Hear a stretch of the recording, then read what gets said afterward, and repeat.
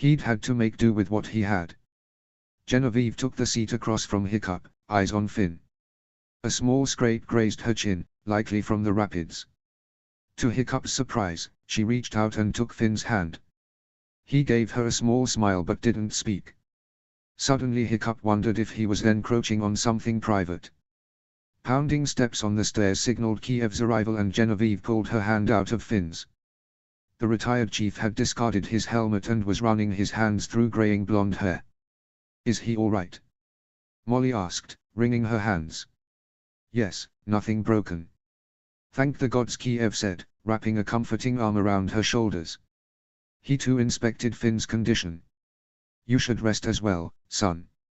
You look exhausted." Finn nodded but didn't move or deign to respond, which only proved the point. "How many homes were destroyed?" Hiccup asked. Kiev sighed. "Nearly 12. Ivan said one of them is still standing but it's so damaged by fire that it might be better to tear it down and rebuild it." "How many are injured?" Finn finally asked, a dull rasp in his voice. "Too many to count. Lourdes had to come here because there's no more room for you and Thuggery there." "I'm fine." "You're not fine," Genevieve said sharply. A spark returned to Finn's blue eyes. "If I'm not fine, then neither are you." She pursed her lips and didn't reply. "How many died?" Finn asked. Hiccup's heart twisted. "Finn. How many?" He met Finn's glare with an assessing look. He could see the unspoken words, that if he couldn't handle the truth then he wasn't strong enough to lead them. That was ridiculous thinking. Finn was not weak and he didn't need to prove anything to him or the Sullivans. He shouldn't feel the need to prove it to himself. The Sullivans watched the exchange in silence, watching the brief battle of wills. 27. Hiccup murmured. A flicker of grief appeared in Finn's eyes and they dropped to the table before he lowered his chin in a short nod. Hiccup cleared his throat. "I'll send a message to my wife to send a dozen of our best builders.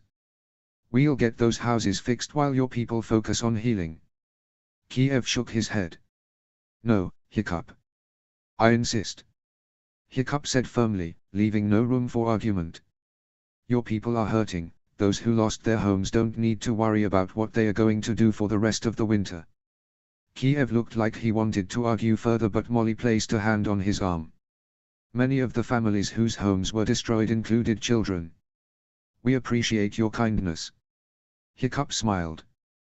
"That's what friends are for." Finn leaned forward with a soft groan. "While you're at it, tell Mom to send Eric.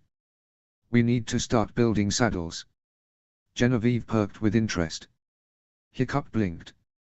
"Do you think they're ready? If they are fighting raiders bareback on their very first flight, then that's good enough for me. By the time the saddles are made then you should have taught them on flight patterns and such." "Yup." Kiev rested a hand on Molly's waist and murmured something in her ear. She whipped around and hissed something back.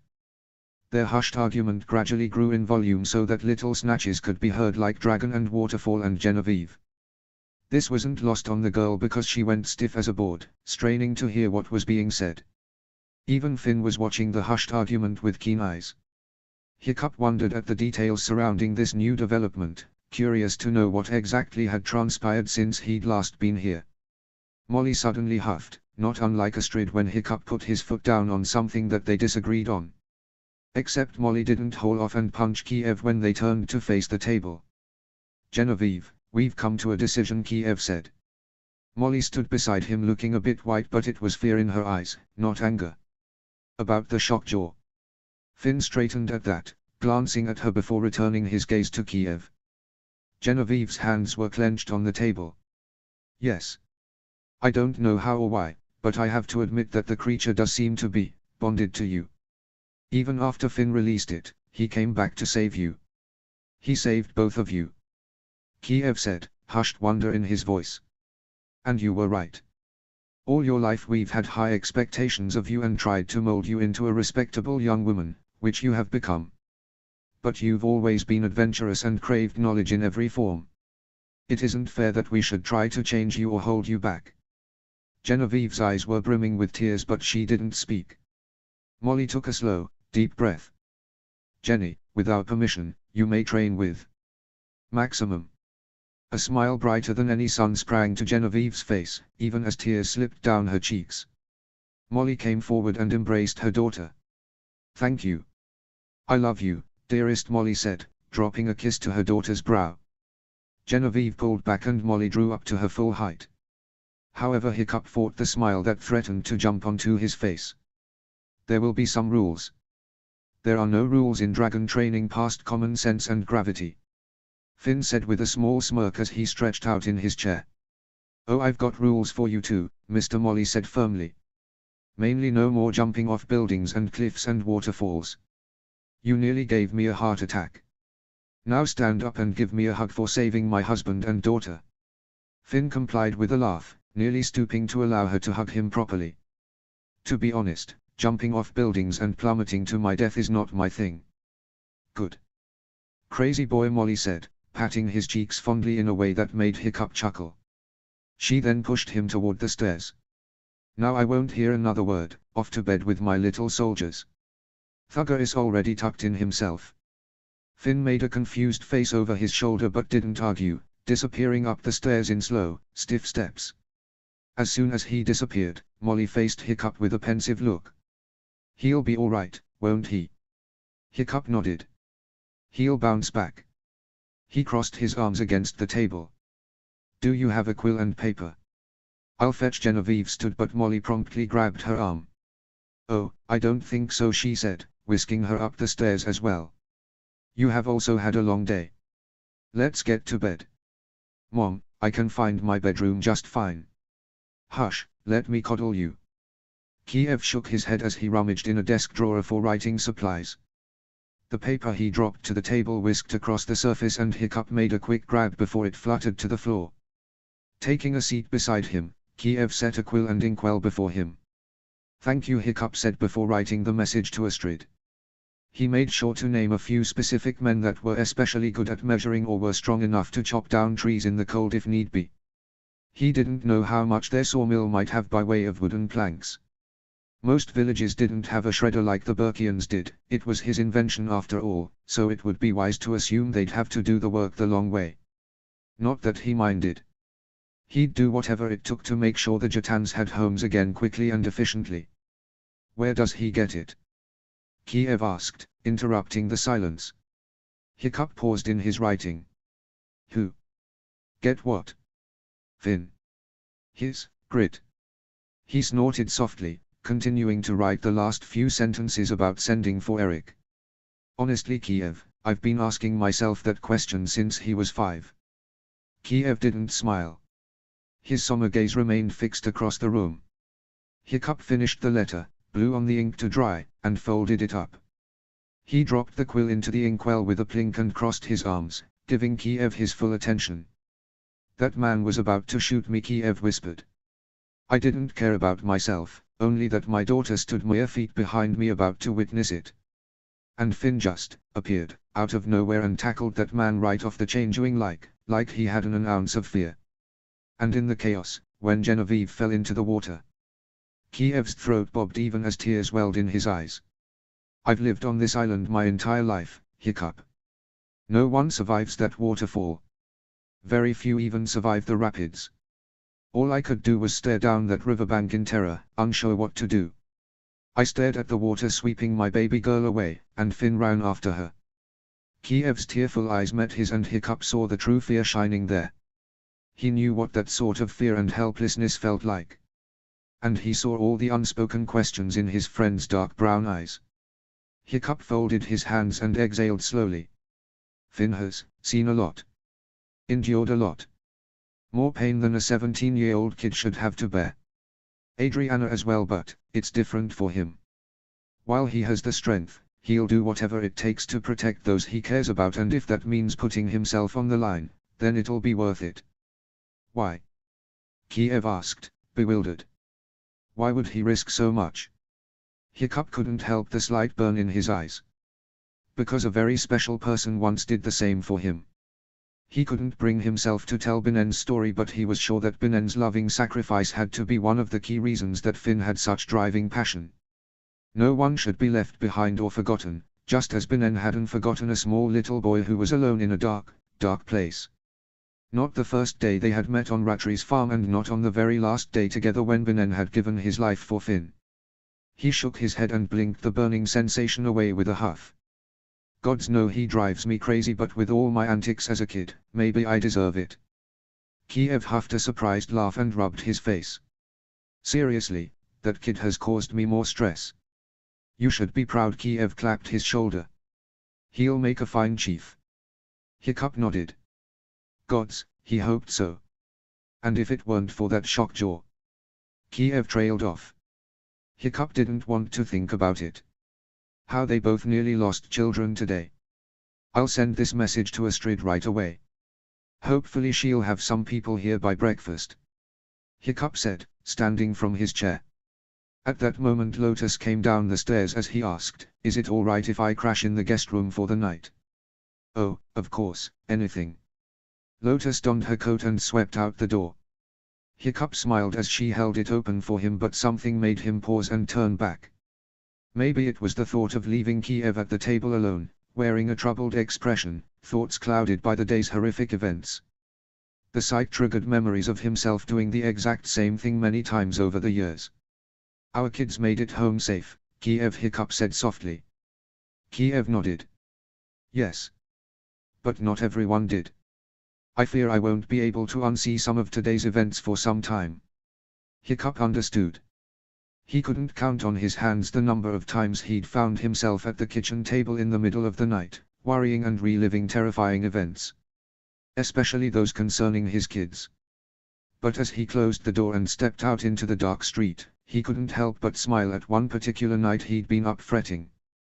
When he'd heard a soft knock on the door and he'd opened it to find his son waiting on the porch, blue eyes clearer than they had been in months. Years even. Even as Toothless ran toward him and nuzzled his arm, Hiccup fought the burning in his eyes. He made it, Toothless. He's going to be fine. And for once, the assurance felt real. Astrid. Jut was raided today. Finn is unhurt and well, just tired. Don't worry. I'm keeping an eye on him. Jut lost many homes though. Can you send out some mill workers to help rebuild some of these homes? I don't want any of these people stuck outside in the cold. Finn also requested Eric to be sent over. The Jatan trainees are ready for saddles. He won't have to stay long. Really, he'll just have to teach the Jatans how to build them and he can come home. Finn's making great progress with the trainees if they're ready to start flying already. Thanks, lady. I'll see you soon. Love you. Hiccup. Eric rubbed the sleep out of his eyes and read the letter multiple times before it set in, even as Astrid tapped her foot impatiently. By the third read, his teal eyes cleared. Jut was raided. Apparently. Hiccup didn't give many details. She huffed, the wind snatching her breath away. Don't worry, he says. Like I'm not going to worry when those are the first words he wrote down. Eric frowned at the lower section. And Finn wants me to come back already. Yes. I've already got the team of mill workers preparing to leave soon. I'm sorry it's so short notice. Astrid watched as Eric scanned the letter again and fought her impatience. She wanted to jump on Stormfly and fly to Jut as fast as she could, but she had to stay and keep an eye on Burke. It was her sole responsibility when Hiccup was away. Only rarely did they both leave the village in the council's charge. Still, it was all she could do to not throw caution to the wind and go anyway. She missed Finn so much already that it ached, and now this. Abruptly, Eric handed the letter back to her. Ask Cliff. Astrid blinked. Cliff has been fighting that bad cough and, well, he's not really the teaching type. She took the letter back. I talked to him last night and he seemed okay. And frankly, he'd enjoy the challenge. Yes, but would he be helpful or more of a nuisance? Astrid asked, feigning patience. Eric could likely see right through it, but this was not what Hiccup asked, and even if Finn was under the slightest duress, Cliff probably wasn't the best choice. Hiccup is there, he'll keep him in line. Besides, despite popular belief, Cliff can control himself. Astrid frowned. Why aren't you going? Because Adriana needs me. Eric said in a plain, matter-of-fact tone. He crossed his arms and Astrid had to fight a smile. He wasn't budging. She remembered the horrible nightmare Adriana had while Eric was away. He'd only been home for about a week and she could probably bet good money on two things: 1, that Eric was devastated when he found out about the nightmare, and 2, he wasn't about to risk it happening again while he wasn't here. Besides, Adriana was in her 3rd trimester now. If she went into the early stages of labor at a moment's notice and Eric was 4 hours away, it would really be 8 hours before he got to Burke. And by then if the labor was particularly fast, he could miss it completely. Nodding, Astrid said, "I understand. I'll ask Cliff." Eric's firm look softened. "Thank you. How's she feeling?" Astrid asked. "Good. Tired but good." Eric exhaled with a nervous look. "It doesn't seem real that we're almost there." Astrid laughed and quickly embraced him. "It will be here before you know it." She stepped back and held him at arm's length. "I'm proud of you." Eric smiled, eyes dropping in a mixture of embarrassment and gratitude. "Thanks, Mom." She patted his shoulder then hopped off the porch. "All right," she sighed, gazing around the village. "If I were Cliff, where would I be at this hour? Probably scarfing breakfast at the Great Hall." "Yes, that would make the most sense." "Thanks. See you later." Eric waved and went back inside the little house. Astrid briefly looked through the window as she walked to Stormfly but didn't see Adriana. Unsurprising, seeing as her daughter rarely got up before the sun did and it was still a dusky morning. She hoisted herself up onto Stormfly's saddle and patted her neck. "To the hall, girl."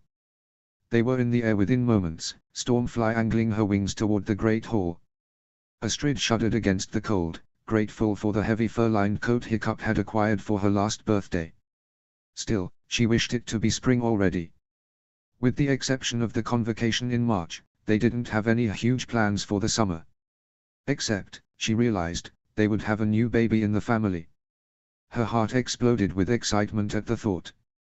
Then plummeted. "Gods, Stormfly," she sighed. "I'm about to be a grandmother." Stormfly squawked, pumping her wings as they swooped in for a landing. "What do you think the baby will call me?"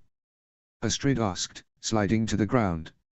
She checked her footing as she nearly slipped on a patch of ice. "Grandma." "Granny Astrid." "Nana." "That's what the kids called my mom actually."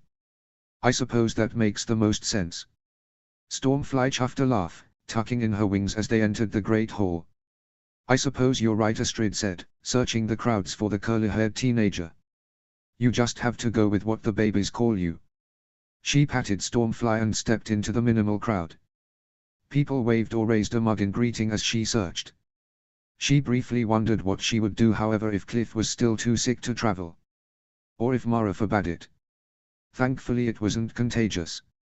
It just sounded painful, a hacking, dry rasp from deep in his lungs. She sincerely hoped that he'd learned his lesson and wouldn't go doing any more stupid, sub-zero temperature adventures from now on. A gaggle of laughter erupted in the back corner and Astrid made a beeline toward it. Sure enough, Cliff was surrounded by a group of children aged 10 years old and younger. One girl even had little Ava sitting on her lap while Tough Nut and Svala had a peaceful breakfast nearby. The spoon that was balancing on Cliff's nose clattered to the table when Astrid approached. "Mama Astrid. Have you come to enjoy our little soiree?" "Considering it's morning and soirees are specifically meant for the evening, I'd say decidedly not." "Ah, you wound me," Cliff gasped, throwing a hand to his forehead. "I see where Finn gets his party pooperis." The children laughed again, especially when Astrid said, "Cliff, can I speak to you for a moment?" "No, he's not in trouble," she quickly added when the girls began chattering and Cliff's brows rose in shock. Gods, she wasn't that hasty with her punishments, was she? Besides, she wasn't a party pooper. She could be fun. Something urgent came up and it's important. Cliff's amusement dropped and he quickly hopped up from the table. The kids waved as they walked to a quiet corner of the hall. "What is it?" he demanded, voice a dull rasp from the constant coughing. "Is it Anna?" "Oh no, nothing like that," she assured him but lowered her voice all the same. She handed him the letter and quickly explained the situation. "Hiccup and Finn asked for Eric, but he doesn't want to leave Adriana. Understandable, Cliff said before turning and coughing into his elbow. He cleared his throat and turned back to her with a hand on his chest. She's about to pop after all. So what does that have to do with me? Well, Astrid took a deep breath. I want you to think about this quickly because the men need to leave very soon. They won't get there at this rate until noon at the earliest. But they need someone to teach the Jatans how to build saddles. I could ask Horst next, but, well, Eric suggested I ask you. Now before you get all excited, she added hastily because his grey eyes suddenly widened. I'm getting a second opinion from your aunt. If she says it's not safe for you to travel on the bitterly cold, windy, open seas, then... Well, don't tell her that, Cliff said, nearly crushing the letter in his palm. If you give her reasons to say no, then she'll say no. She is responsible for getting you back to full health, Astrid said. That cough. It's not that bad. Trust me, I've had worse sicknesses. That's not very encouraging. It's a long flight, Cliff, with no stops along the way. I won't be alone though. I'll have the builders with me. Besides, I can run to the tailors and pick up some better flight gear so I don't freeze, and I can keep my face wrapped so it's not as exposed. I'll be fine. Astrid pinched her lips together. Oh come on, Cliff said with a raspy huff. He quickly cleared his throat. You can't honestly expect me to not go after asking. I'll badger you and Aunt Mara until you have to say yes. If she says no, then it's a no. Then I'll make sure one of the builders has a bag big enough for me to fit into. He'll find himself short a few pairs of pants and other such equipment, heck maybe even a toothbrush, but he'll have me. We'll just call it an extra. All right, Chatterboy, Astrid interrupted with a sigh and steered him toward the doors. Let's go talk to Mara and get packed up. Cliff let loose a raspy cheer so loud, a poor elderly woman nearby jumped and spilled her porridge on the table. Oh gods, I am so sorry. Cliff instantly was there and helping her sop up the mess. The woman blinked in surprise but clucked a short laugh. That's all right, my boy. I just got so excited that I'm about to embark on an adventure that I got a bit careless and risked the well-being of my fellow Burkians. Astrid dropped her forehead into her palm and briefly reconsidered this, but knew it would be futile. Cliff was going to jut. She just hoped her son wouldn't be too upset. After all, there was a big difference between logical, level-headed Eric and the rambunctious, vivacious boy that was Cliff Smedley.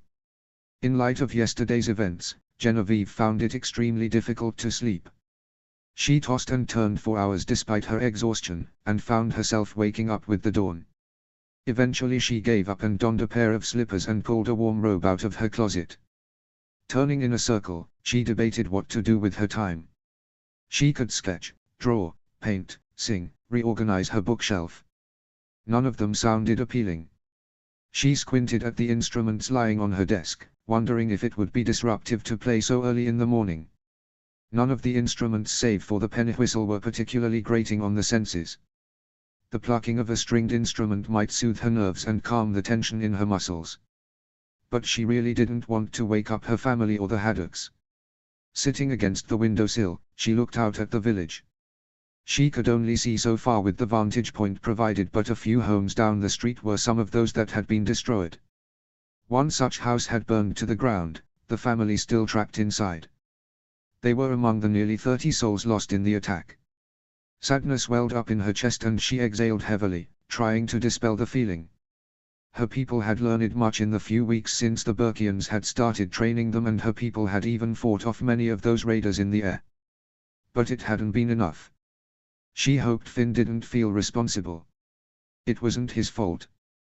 Genevieve listened for any sign of movement upstairs and heard nothing. He was an early riser, but after everything yesterday, he had to be more exhausted than she was.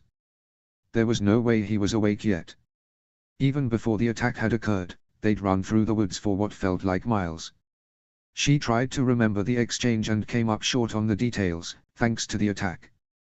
It had been fun though, she remembered that much. Fun and energizing. She did recall the shock on his face when he realized she could run just as fast as him. That had been truly priceless. The amusement dissipated quickly and she sighed again. Twisting to face her room once more, she searched for something to do, needing to occupy all the endless thoughts and emotions that had been swirling inside her all night. It wasn't necessary to overthink every last detail and get overwhelmed about everything that had happened, and yet a myriad of things kept leaping out at her. The first explosions that rocked the village. That man aiming the arrow at her father's chest. Falling into the river and struggling to fight the cold rapids. Finn running after her. Max saving them from the waterfall. Finn shattering Kale's wrist. Hiccup watching with cold, merciless eyes. Genevieve shook her head in frustration. She couldn't do this. She had to talk to him. She tiptoed out of her room and made her way up the loft stairs, resolving to take a quiet walk through the village if Finn was still asleep. She wasn't about to wake him up.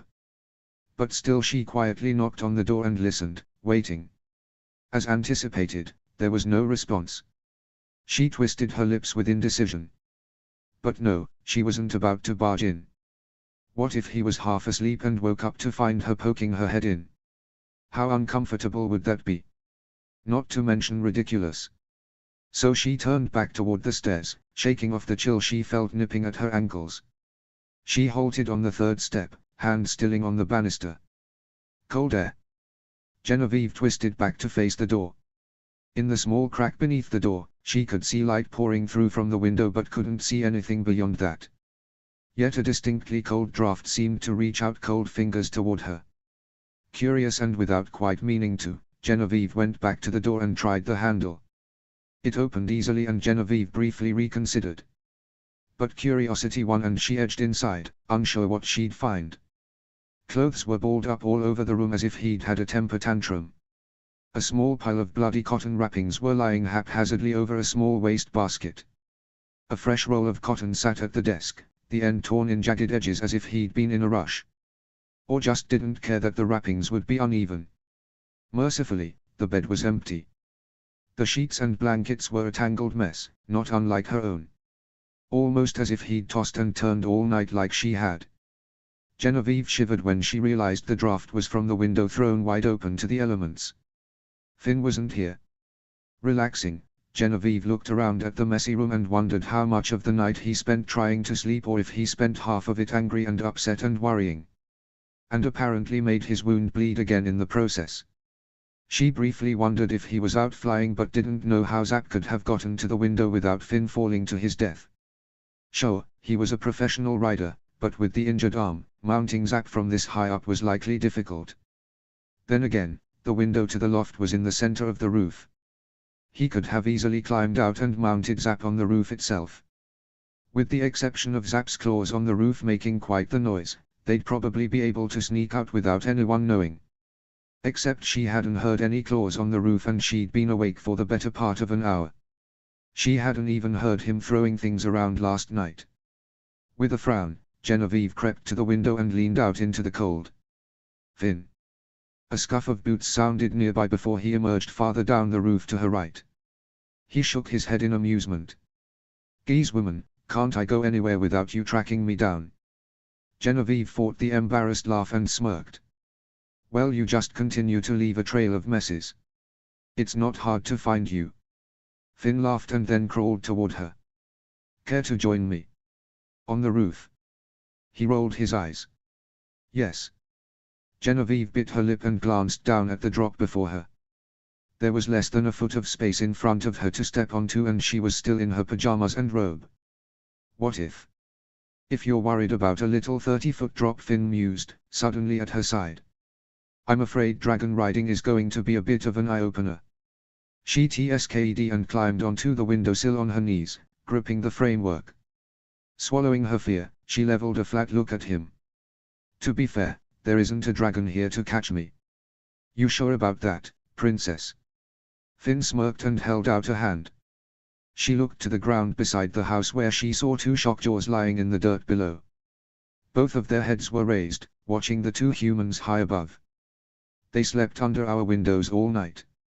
Amazed, Genevieve quickly waved at Max but clamped down on the questions that almost poured out. Her fingers were quickly getting cold against the window frame. She accepted Finn's hand, which was so cold it almost burned, but his grip was firm as she climbed across the small space. His other hand wrapped around her hip to usher her onto the wider strip of roof. He released her just as quickly, coming to stand beside her. The village opened up around her, the wind catching her hair. Very few chimneys were smoking at this hour, despite the steady rising of light on the horizon. Shivering, she wrapped her robe tighter around herself. Hardly appropriate outdoor wear, Finn remarked. She turned on her heel and shoved his chest, making him laugh. Must you always make comments on my clothing? Always? Finn inquired before twisting into a cross-leg position against the roof. I've made what, 2 comments? Too many. Genevieve said primly. She plopped down beside him and tucked her hands deep into the pockets of her robe. Well, if it's any consolation, I never said you didn't look good. Genevieve rolled her eyes. Such a shameless flirt. Shaking her head, she asked, what are you doing up here anyway? It takes time and concentration to come up with all the little witty jokes I dispense each and every day. Finn. He sighed heavily. Fine. The amusement dropped away as his gaze turned to the village. She took in his appearance, the rumpled clothes, circles under his eyes, and the shadow of stubble lining his jaw. I couldn't sleep.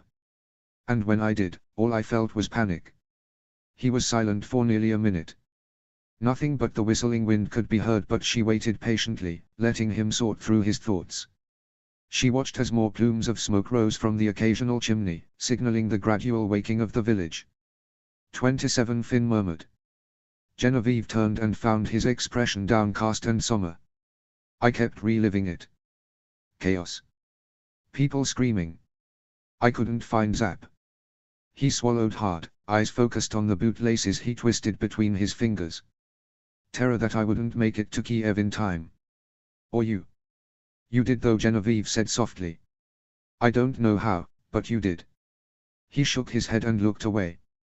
I wasn't there for some of them. No one ever expected you to be. One person can only do so much. Finn exhaled. There was so much going on, and if I'd been on Zap, I could have done more.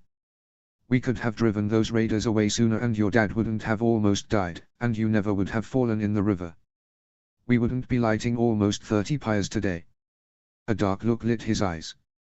And that's sick, he cut off, glaring at the distant shore. Genevieve waited. He noted her confused silence and sighed in frustration. The man who almost shot your dad, the one on the change-wing. That was Adriana's ex-boyfriend, Brandine. The name clanged through her. What? Genevieve asked. How do you know? The blue eyes, the dragon, the physique. Finn grit his teeth. The way he acted when my dad showed up. It was him. I've wanted nothing more than to throttle him for months, and I had him pinned.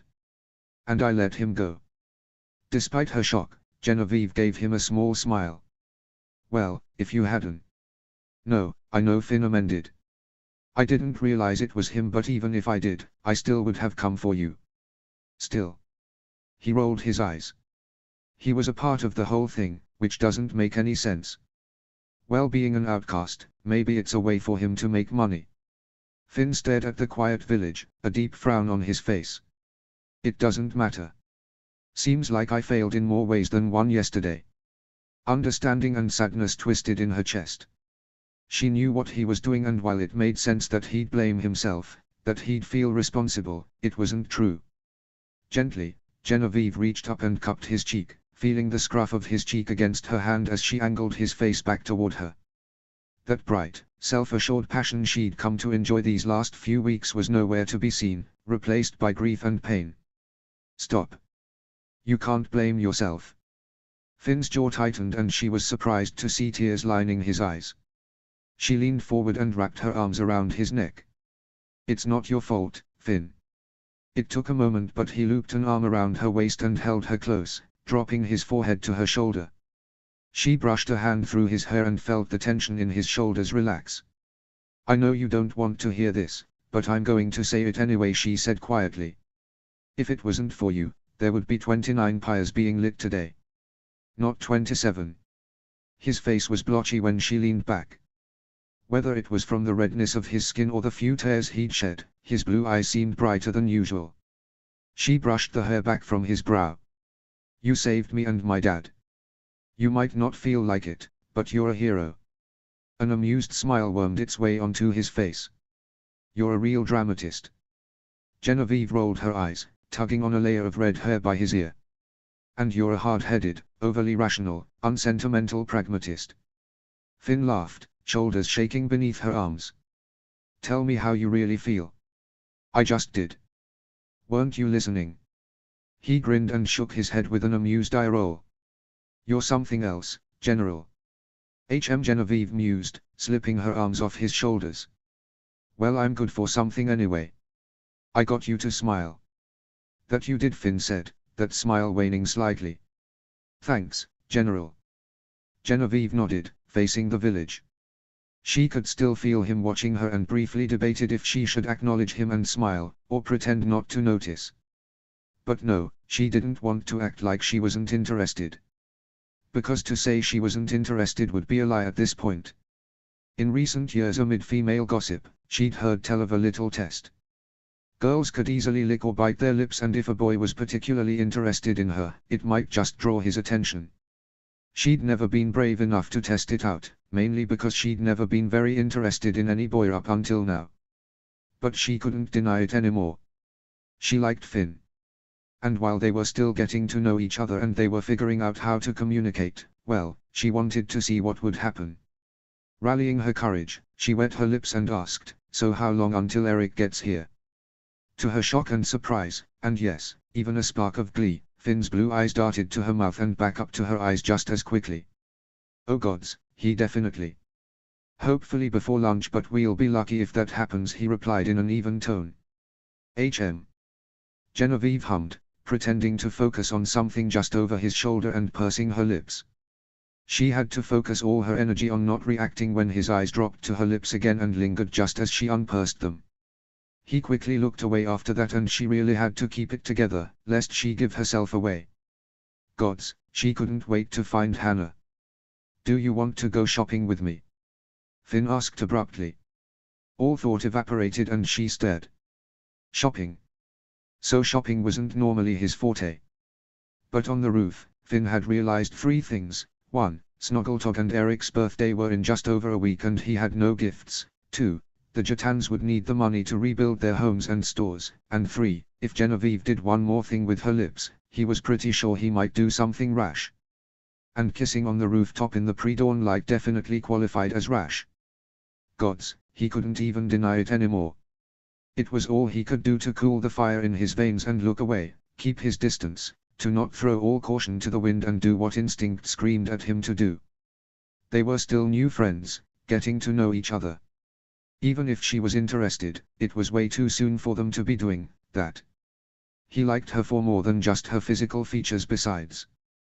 But if he started kissing her before he took the opportunity to tell her exactly how he felt, then he would come across as grabby and selfish and all the things an upstanding girl didn't want.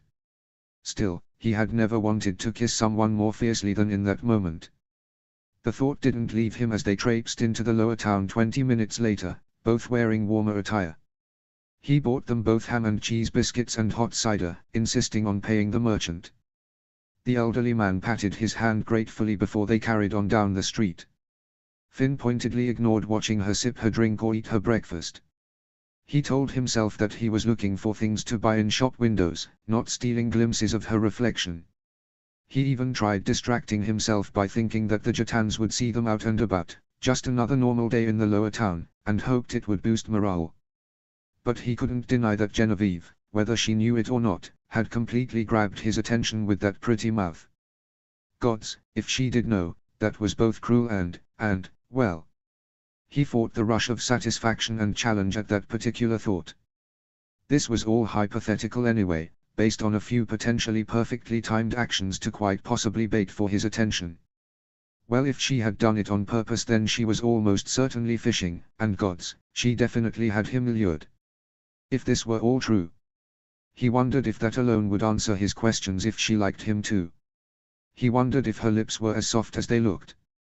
Gods knew she kept surprising him, what with her ability to keep up with him and his antics, both verbally and physically, her constant curiosity and interest in dragon training, and yes, he would even admit that she was attractive. He'd never been into curly blonde hair before and he'd never known many artsy girls, let alone considered starting a relationship with one. But all that unknown territory was redeemed by the fact that Genevieve had curves in all the right places. Shaking his head, he took a long swig of his cider and yelped when it burned on the way down. "Slow down, it's hot," Genevieve said, bumping her elbow into his with an amused smile. Gods, maybe he should have gone shopping alone. Bowed out gracefully while he still had the dignity. "So what are you looking for exactly and for whom?" Genevieve asked before popping the last bite of breakfast into her mouth. Finn took a deep breath of cold air.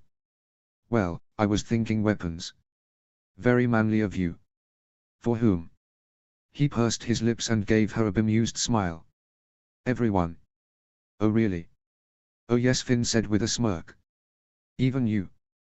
Genevieve's expression lifted in surprise and he backed into a door, waving her inside the shop. A little bell rang as they entered but Genevieve stopped him with a hand on his chest. "Wait. You're serious? Or are you joking?" "No, I'm very serious," Finn said, stepping around her and waltzing among the rows of weaponry.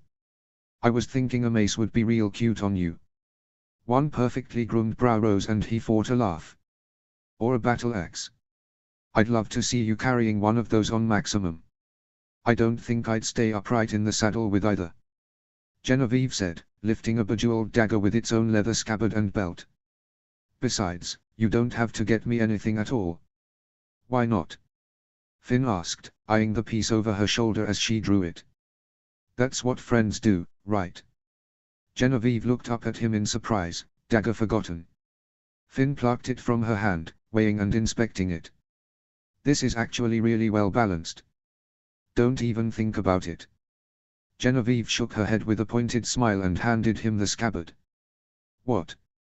Finn watched as she walked away, nodding in greeting at the merchant who appeared behind the counter. "I just made a comment about the dagger, that's all. Don't buy me anything, Finn."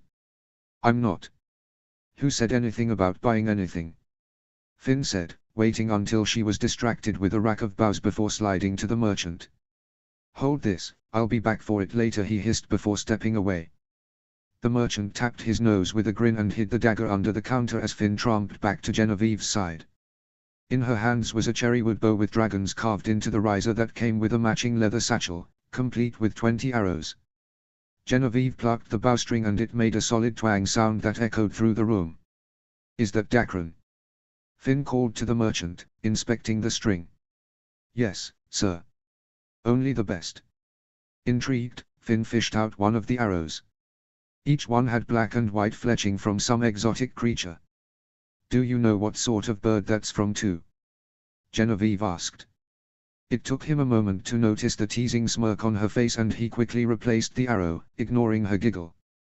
"Every man is nerdy about something, Miss Sullivan," he said, deftly plucking the bow from her hands. "I just happen to be nerdy about weapons." "Where are you going with that?"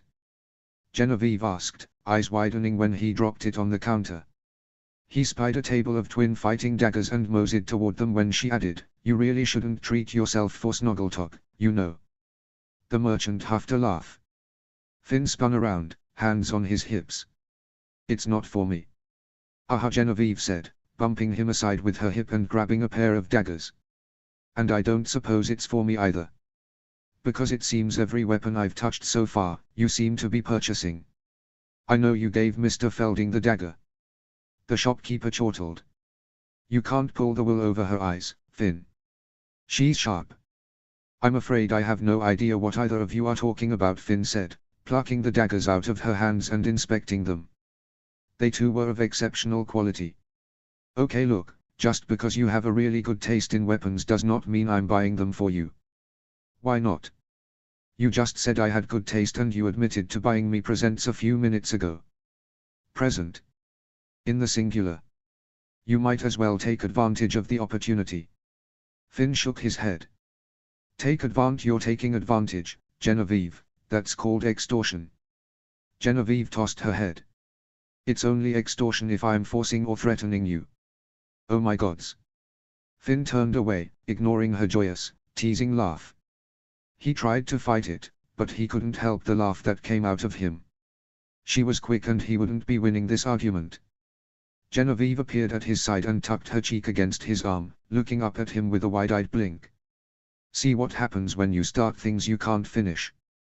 One glance at her amused expression and Finn ignored all rational thought. Speaking of starting things you can't finish, he faced her and dropped his voice lower so their witness could not hear. You seem to be awfully cuddly today, Miss Genevieve.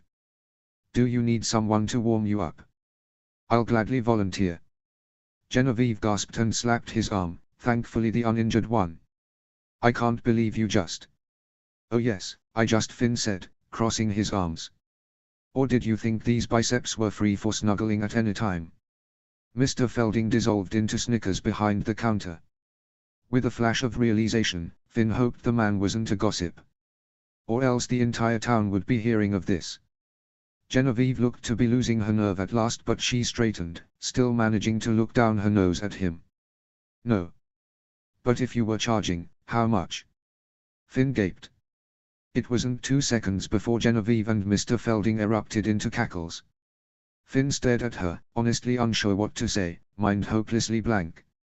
Honestly, he'd never met a girl quite like her. Well. Finn pursed his lips and shook his head. I'm afraid I'm at a loss for words. That's probably the smartest thing you've said all day.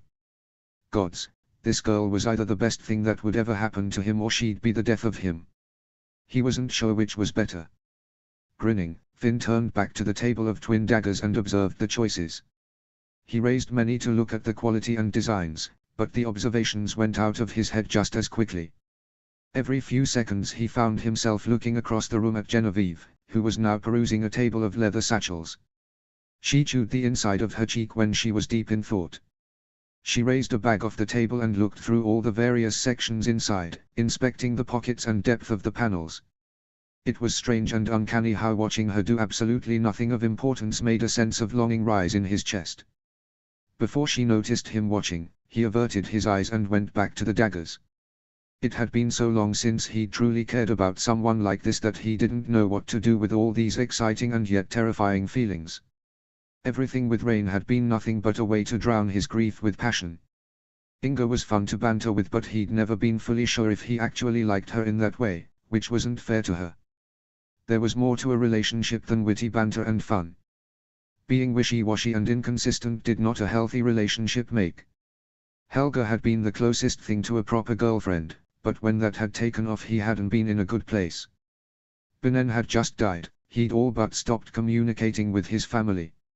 He'd consistently ridden a wave of anger and passion and manipulation. There had been good times with Helga. But he couldn't shake the feeling that, even years later, even though she'd forgiven him and they'd patched up their friendship, he'd still ruined a part of their relationship. He'd taken what he wanted from her when he was feeling down, used her as an outlet for his anger and grief. It hadn't been right. The thought of starting a new relationship with anyone had terrified him the last few years. Now that he was in a better place, the only thing holding him back was himself. His friends and family had been telling him for a while now that if when he found the right person, it would come down giving himself a break and taking a chance. Maybe he could take that chance with Genevieve. Someday. Hope blossomed in his chest at that, and he found himself smiling. He tried to wipe it off his face before she or Mr. Feldman noticed, if they hadn't yet already. But yeah, he could see it. There was risk in starting a new relationship. Fear of rejection, fear of disappointment or failure. Of course it would take work. But the payoff had to be worth all the risk. It had to be. What are you thinking about? Genevieve asked. Finn jumped, surprised to see that she'd snuck up on him and he hadn't heard her approach. He laughed awkwardly. Nothing. Must not be nothing if it got you smiling like that, she said with a twinkle in her eye. He could say something. Right now. He could do it. Then he remembered Mr. Feldman still waiting patiently behind the counter, oiling a satchel. Probably pretending not to be listening, like most old people. Right. So instead of speaking his mind, Finn smirked. Maybe I'll tell you about it. Someday. The teasing glint in her eyes dimmed into a mix of morbid curiosity and disappointment. Someday, she demanded. Finn said, placing the favored twin daggers in a velvet-lined box and snapping it shut. "Because if you think about it this way," he said in a matter-of-fact tone, tucking the box beneath his arm. "If I tell you what's on my mind right now, it will steal the joy of future discoveries." Unaware of his cleverness, Genevieve crossed her arms. "Don't be such a tease." Finn snickered and set the box on the counter. "All right, Mr. Feldman, I do think that's everything." Mr. Feldman dropped his oily rag, cleaned his hands, and began adding prices. Meanwhile, Finn leaned against the corner and crossed his arms, mimicking Genevieve. She was squinting at him, as if trying to puzzle together what he'd been thinking. She was good, but she couldn't read minds. At least he certainly hoped she couldn't. He fought the smirk when her foot began tapping impatiently. "All right, it's far enough into the future. What's the scoop?" Finn snorted, turning to Mr. Feldman when he called out the number. He quickly paid the man, who scurried behind the counter to gather wrapping and bags to protect and carry the weapons. "Sorry, Princess, but you don't get to decide when I tell you what future plans I was thinking about." Genevieve's gaze sharpened. "Plans?" Internally cursing his big mouth, he faced the counter once again. She appeared at his shoulder seconds later, dark eyes boring into the side of his face.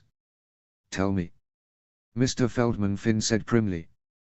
The shopkeeper froze whilst placing the weapons in a deep paper bag. "Wouldn't you say there's an unspoken rule with men that says women don't really want to know what's going on in our heads, because if they did, they'd probably spontaneously combust?" The old man's eyes darted between them for a number of seconds before a smile wormed its way onto his face. "Yes. See?" Finn said victoriously, accepting the bag and thanking him. "Do not be swayed by his malapert personality." Finn halted mid-step. "What did you call me?" Genevieve clicked her tongue and shoved out the front door. Finn threw a wink over his shoulder at Mr. Feldman and pushed through the door after her. She didn't seem actually annoyed, though her nostrils did flare when he gave her a wide, cheeky grin. "What? Oh come now, you can't honestly expect me to tell you exactly what I'm thinking just because you asked." Genevieve replied and pressed onward. "Where to next?" Finn looked around. "There's a sweet shop, right?" Have you not been here for almost 3 weeks?" "Of course there's a sweet shop. We're not heathens." What a relief, Finn exhaled. "I was getting worried for a second there." Genevieve just barely refrained from slapping him again, and he was forever grateful, since she was walking on the side of his injured arm. "Who are you buying sweets for?" "You, me, Adriana, and my mom." "Sweetness?" Finn frowned. "No." She blinked. "No. No. No puns shall be made in my presence. Ever." She wrinkled her nose a bit when she smirked. He hadn't noticed it until then, but now that he had, he couldn't stop his eyes from flitting from her nose to her eyes and back again. When the smirk had subsided somewhat, he was slightly confused with himself. Was it weird to notice a girl's nose? "What?" Genevieve eyed him suspiciously. "Do I have something on my face?" "Just a couple freckles," Finn said, suspecting that his own eyes were alight with mischief. "But at least those don't detract from your appearance." "Well, you'd hope so, wouldn't you?" Genevieve stared up at his face. "If they were hideous blemishes, I don't think the girls would be tripping all over themselves just to watch you walk by." "Please," Finn rolled his eyes. "The girls don't trip all over themselves because of that, it's just because I'm a mysterious foreigner, the heir to a faraway kingdom." Genevieve snorted. He briefly wondered what she was thinking, if it was amusing, but she didn't think it wise to say aloud. The prospect only made him more curious. Before he could ask, they stopped in front of a small but cozy-looking shop. The raid had damaged the roof somewhat and a window was shattered, but otherwise, it seemed unharmed. Finn was relieved. The dragons had done so much damage that he had worried the village's operations would cease. But their forge had remained standing, though the wood was significantly more charred, and the bakery hadn't been harmed at all. The sight of a destroyed sweet shop would have been extremely depressing. "Hey, Anna." Genevieve chirped to the woman behind the counter. "Anything new?" Finn stared at the woman for a moment. For a split second, he thought he would see his sister standing there. His stomach twisted. He hadn't realized until now, but he really missed her. The red-haired woman named Anna pulled out some chocolate from behind the counter. I was working on another recipe and I'm afraid I made a few mistakes. But the result was so good, I made a few batches. I'm calling it fudge. She handed Genevieve a small, sample square. What do you think? Finn watched Genevieve pop the little piece of fudge into her mouth. Her eyes lit up. Anna, this is delicious. Genevieve exclaimed, quite forgetting to finish chewing before speaking. You should sell it here all the time. Anna chuckled as she handed Finn a small sample as well. My daughter said the same thing. I'm going to have to keep an eye on her, she'll eat all of it before I can even wrap it up and put it on the shelves. Finn absent-mindedly put the fudge into his mouth. Instantly, there was an explosion of flavor, sweet and rich chocolate the likes of which he'd never tasted before. He didn't like chocolate as much as the girls on Burke, but this was fantastic. I need this recipe, he said, swallowing the fudge before speaking. My sister would go nuts for it. She already loves chocolate more than life itself. And she's, what, 7 months pregnant now? Genevieve added most helpfully. You should get her some. Finn looked longingly at some peanut brittle, but his affection for Adriana won out.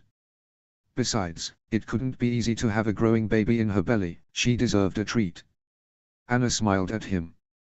Well, in that case, just make sure you credit me if you start selling this on Burke. Finn nodded. I will guard this with my life. Anna got out a sheet of paper and wrote down the recipe. Her hand flew across the page, as if she'd done this many times before. It reminded Finn of Adriana's nimble fingers, moving so fast over the page that he was surprised anything she wrote down was legible.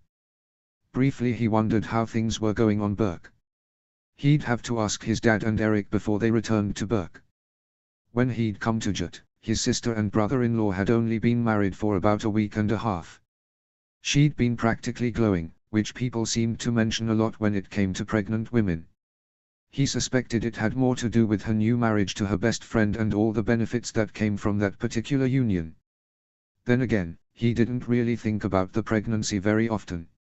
It was still so strange and new, and if he was honest, it terrified him. He didn't know anything about kids. The thought of a child growing inside his sister's belly was just weird. By the time Anna bade them goodbye, Finn had filled a bag with sweets, in addition to a block of fudge for his mother, sister, brother-in-law, and, of course, Genevieve. He was thinking vaguely of hiding it in her room somewhere so she'd run across it closer to Snoggletop. Genevieve took a few steps into the road before stopping, turning fully to face him. You looked kind of upset in there. Finn furrowed his brows. Upset? I wasn't upset. No, Genevieve shook her head. I guess that wasn't the right word. I just noticed that something seemed to be bothering you. Since when are you so perceptive? No idea. Some ruffians like to call me nosy, she said pointedly, and he smirked. But I like the word perceptive better. Seriously though, what's wrong? Finn sighed, gesturing to a small bridge nearby that covered a creek. They dropped their bags and leaned against the railing. Nothing is wrong, per se. I was just thinking about Anna. My Anna, that is. Is that what you call her? Genevieve smiled. She picked up a lone stick from the ground and began snapping off small twigs, throwing each into the water. They watched as the current swept each piece away and out of sight beneath the bridge. Yeah. I just realized I miss her, that's all. And I'm not ready for her to have a kid. Honestly, the idea still weirds me out a bit. Genevieve giggled. Understandable. I remember the first time one of my siblings had a child. Ivan, actually. The family was screaming with joy. Auntie Genevieve, Finn smirked. That's Aunt Jenny to you. My bad. So why so glum then? I understand the nervousness, but you almost look uncomfortable. She said with finality, settling on the word. Finn ran a hand through his hair with a long sigh. I don't know how to explain it, General. All I know is my sister is pregnant from. He stamped out the flare of anger and pushed onward. And there's nothing I can do to help her. Genevieve was silent for nearly a minute. He finally looked over and found her staring at him with slightly pursed lips. What do you mean when you say there's nothing you can do to help her?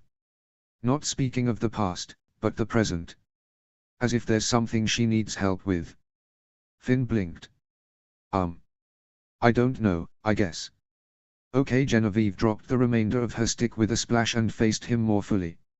So, obviously not in great detail, but explain to me what happened when you found out she was pregnant. Finn chuckled awkwardly, looking down at the water once more. Tough times in the Haddock house, considering she was missing. At Genevieve's look of confused alarm, he sighed.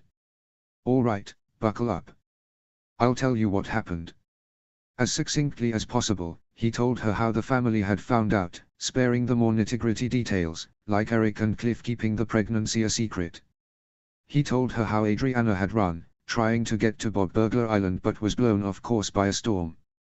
How he and his parents had been in a panic when they tracked her to Rune and found her and her dragon in deep trouble with the soldiers and dragon fighting ring. So we rescued her and took her home. My parents talked to her for a while and got the story of how it happened. Finn replied. Genevieve nodded, taking in the information. So, have you discussed the pregnancy with her at all? I don't know your sister very well, so I don't have any context for your relationship. Do you both get along well? We get along better than we used to, Finn admitted. But yes, we talked about it a little bit. What did you tell her? Finn winced. Well. He made a face and turned toward her a little more. Now just to be clear, I might have said this, but we did talk it through again later. Genevieve raised a brow expectantly. He exhaled. Okay. So she's pregnant with a child that she didn't want, right? I mean, technically speaking, she didn't want it. She didn't even want the intimacy. It would have been different if she'd, gods, I hate saying this, but it might have been different if she'd been fooling around and she got pregnant, you know. But the most horrible, disgusting thing a guy could ever do happened and she got pregnant as a result. That's really crappy for any woman to have to deal with. So I might have made the suggestion that it might be better for her to not have the baby. Genevieve stared at him for a long, quiet moment. So long he felt the need to add more. Obviously she didn't take well to that. Well, I'd expect not. Genevieve said, a look of something firm and cold in her eyes. Like for the first time, she saw something in him that she did not like. Finn felt a little devastated at the look. He didn't like that expression on her. Not one bit. And it was being directed at him. He thought quickly, trying to figure out what was the best thing to say. Genevieve cleared her throat. So, let me just ask you this. Is it the fact that she was pregnant out of wedlock or that she was raped? Finn flinched. He realized then that he hadn't said the word itself. Like he physically couldn't. It was answer enough because Genevieve relaxed. So you don't have disdain for children then? What? No, Finn said, offense rising in his chest. I didn't say that. Then why would you tell her to get rid of the child? Finn took a long deep breath and avoiding eye contact. He found himself tapping his foot impatiently and forced himself to stop. Getting upset would not make this conversation easier. Because she doesn't really want it. Genevieve's dark eyes sharpened. Doesn't, in the present tense. No, he huffed. I'm not trying to make you uncomfortable or upset, Genevieve said calmly. I'm just trying to figure out what you're thinking and why you think that way. Now, excluding what you think she feels and wants, do you think right now she wants the baby? Finn rubbed his eyes. Honestly, I don't know. General Adriana is an adapter, she's always been an adapter. She takes the dish she's handed and walks with it. That doesn't mean she doesn't want to carry it. Initially she didn't though. But maybe she came to see that dish as something worth carrying. It's not a dish, it's a child that was forced on her by rape, okay? Finn snapped, suddenly feeling hot at the collar. He huffed and looked away. Genevieve was silent for a minute before he said quieter, I'm sorry. I really don't like talking about this. She laid a hand on his forearm and he slowly met her gaze. Don't you think that's exactly why you should talk about it? Finn took another slow deep breath. Probably. A slightly less stubborn answer, she remarked in a teasing voice. Genevieve frowned at a loose stitch in the sleeve of his coat, and as she began tying it off with a knot, she asked, "All right, so let's think about it this way. Your sister is an adapter, you're a protector. I know that what you're thinking, that maybe keeping the child isn't what's best for her, is a form of protecting her. But consider the fact that maybe a kind and empathetic and sweet girl like her could benefit from having that child." Finn watched her thin, nimble fingers, trying not to get distracted at the warmth of her hands seeping through his sleeve. "That's what my dad told me. That there's healing there." "There is." "Well, yeah, but she was." Finn cut off. "Karma," he continued, "she was raped, General. The baby was forced on her, and when I tried to explain—" "No," Genevieve said, finishing with his sleeve. He was glad, however, that she did not end the contact, continuing to hold his arm as she spoke. "That there lies the problem. You didn't need to explain anything. Believe me, she understood what had happened, and the last thing she needed was any man trying to fix what he considered to be a problem that needed fixing." Finn pursed his lips. "I know. I wasn't supportive and it was selfish." "Yes," Genevieve said patiently. "But is that all you did wrong?" "Well, yeah. She made a decision, I should have supported it. Not opened my big mouth." "Yes, but—" "Finn, I don't know Adriana that much, but she's pregnant." "I do believe we've covered that." "You told her to kill her baby." Embarrassment flooded his face and he looked away again. Not in so many words, but it seemed like a perfectly logical solution. "And you just proved my point," Genevieve said. "It's not about logic for many girls, it's a child she's carrying. A life. Do you realize she won't become a mother the moment the baby is born? She became a mother the moment the child was conceived." Which was not a pleasant experience for her in any way, Finn countered. "Yes, I understand that, but from the very beginning, did Adriana ever say she did not want the child? That she did not want to be pregnant?" Finn thought back over the course of the last few months and came up empty. If his sister had ever thought that, she'd never voiced it. At least not to him. For Adriana, it's not about logic. She has come to love and long for that child. Genevieve took his hand and squeezed it. "And her brother told her to kill it and pretend that the baby never existed and act like the rape never happened." Finn stared into her eyes, feeling more and more disgusted with himself as the realization dawned on him. "So what should I have said?" "You should have known your sister," Genevieve said. "You should have known that it wasn't your job to provide for her a solution to something that you saw as a problem. It was one, never a problem. The rape, that is a problem, and that will be judged. And two, getting rid of the baby would do more harm for Adriana than good. Because even after being raped, it was obvious to me that as soon as she knew she was pregnant, she saw that as her baby. The way she smiled and glowed at the wedding. Finn, she sees that as a new life and she is excited about it." He exhaled slowly, feeling properly chastised. He looked down and blinked at their clasped hands. She always wanted to be a mom. Ever since she was a little girl. It wasn't supposed to happen this way. Genevieve simpered. But it did. And believe me, I'm sure no one on this earth has mourned that loss more than her. Finn's eyes burned and he nodded. She was right. Gods, he really was a fool. Not having that baby would have destroyed her. It wouldn't have solved the problem, it wouldn't have undone the rape. She'd never be able to forgive herself because even years later, even if she still married Eric and had more children, she'd always think back to that little one she gave up. She'd never be able to stop thinking, what if I'd kept the first one? What would his name be? What color hair and eyes would he have? Would she like coloring or playing outside? Would she like land animals or dragons more? The questions would go on and on and on. I only know because I've heard many stories of grieving women who have lost children, in more ways than just miscarriage.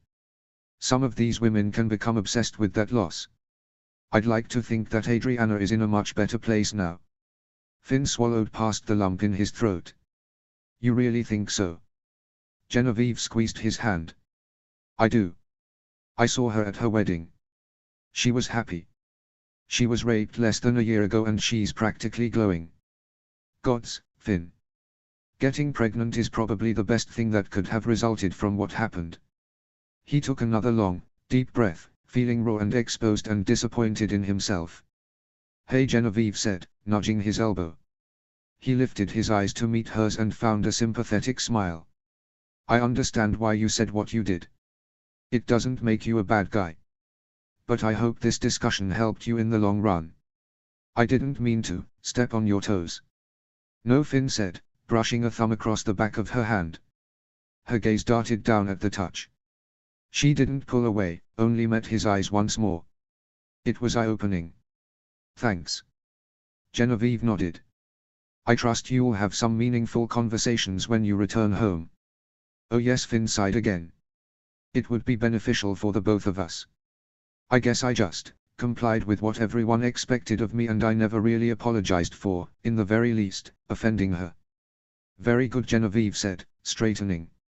Her fingers slowly slipped through his, like she didn't want to end the contact but knew she must. "You'll have to keep me posted on what happens, seeing as once you go back to Burke I won't see you for some time." A pang of sadness lashed through his heart at the words. "Yeah. Do you miss Burke?" Genevieve asked. Finn nodded and stretched out his arms. "Yeah. I haven't been away from home in this much time in, oh, I don't even know. Not even your faraway adventure during your rebellious years lasted this long." He caught the curious sparkle in her eyes and smirked. "Nice try, but frostbite." "Oh come now," Genevieve pouted. "You can't honestly expect to hide these fun stories of adventure from me forever." "Except they weren't fun," Finn said plainly and instantly regretted his words. Genevieve's eyes lit up with interest and concern. He shook his head. "Really? That's a time in my life that I don't like discussing, and believe you me, I do like to talk about myself." Genevieve sighed. "Fine. I think you need to relinquish some juicy stories of your life to me though," Finn said, twisting to lean against the railing so they were eye to eye. "After that rather lengthy conversation about mine." She scoffed. "Trust me, there is nothing riveting about my life." "Come now," Finn quoted. "Everyone has a story they hide from everyone. For example, who was your first kiss?" The amusement fell away from her face instantly. "No. Tell me." "No. Genevieve." "No. You have to tell me, right now. I have to know exactly who I'm up against." "Oh, by all the gods!" Genevieve erupted. Finn laughed when she began playfully slapping his chest with each word. "You are the most cocky, arrogant, flirtatious boy I have ever met." "Thank you, it's a reputation I've built up over the course of many years. Now who's got riveting stories to tell?" "I'm sure you've had many girlfriends to accrue such a reputation." Finn choked on a laugh. "Okay, my first kiss was Helga in front of the entire village, including my parents and Benen after I nearly died of sickness. I was 13. He smirked at the sight of her expression dropping in surprise and dismay. "Your turn." Genevieve straightened, pressing a hand to her abdomen. Her eyes shifted to the surrounding area as if looking for spies. "I can't tell you that." "Why not?" Finn asked in a low voice. "Unless you've never kissed anyone before. I'd gladly volunteer as tribute." Her face reddened in embarrassment and he covered up his laugh with a cough. "Sorry. Come on, it's only fair." Her dark eyes darted around once more before she stepped close enough that he felt her breath on his neck when she whispered, "My first kiss was Haldor behind the forge 2 years ago." "What?" Finn erupted. "Sure." Genevieve waved her hands around. "Haldor?" Finn whispered. "Like, my trainee, Haldor Brunswick." "Yes, training the blue monstrous nightmare." "How strange that you remember such details," Finn muttered, crossing his arms. He'd never liked that guy. Genevieve rolled her eyes. "Please, it was a very brief thing. We talked about it and ended it on good terms." Finn raised a brow. "Who ended it?" "I did," Genevieve stated. "He was a little clingy." Suddenly Finn realized he might very well have some serious competition amongst the Jatan boys. Or maybe he'd always had competition and he was just now realizing it. He'd need to start paying better attention to see which boys were watching Genevieve, and sizing him up. Genevieve gave him a flat look. Really? Finn blinked. What? If he was clingy and that bothered you and you ended it, there is a big chance that he still thinks he's got a chance with you. That's not possible. I ended it. Sure, you ended it, Finn said. But that doesn't mean he ended it. Well, that just makes him sound creepy, and he's not at all. I enjoy his company, he's a good guy. Well, with that tone he'll definitely keep coming back for more. No, I just said. Then you really need to end it, Finn said with a matter-of-fact shrug. Shatter his heart and soul to pieces, because if you don't do it now, he'll always watch and wait and pine and stay just in your line of sight in the hopes that one day you'll look over and see him waiting. And he'd really hate to splatter poor Haldor Brunswick on the walls. You're ridiculous. No, I'm a man, and I know how men think. Oh please, Genevieve sniped, gathering her long skirt in a hand. Don't get all possessive of me until you put a ring on it. Finn blinked and she turned and walked away.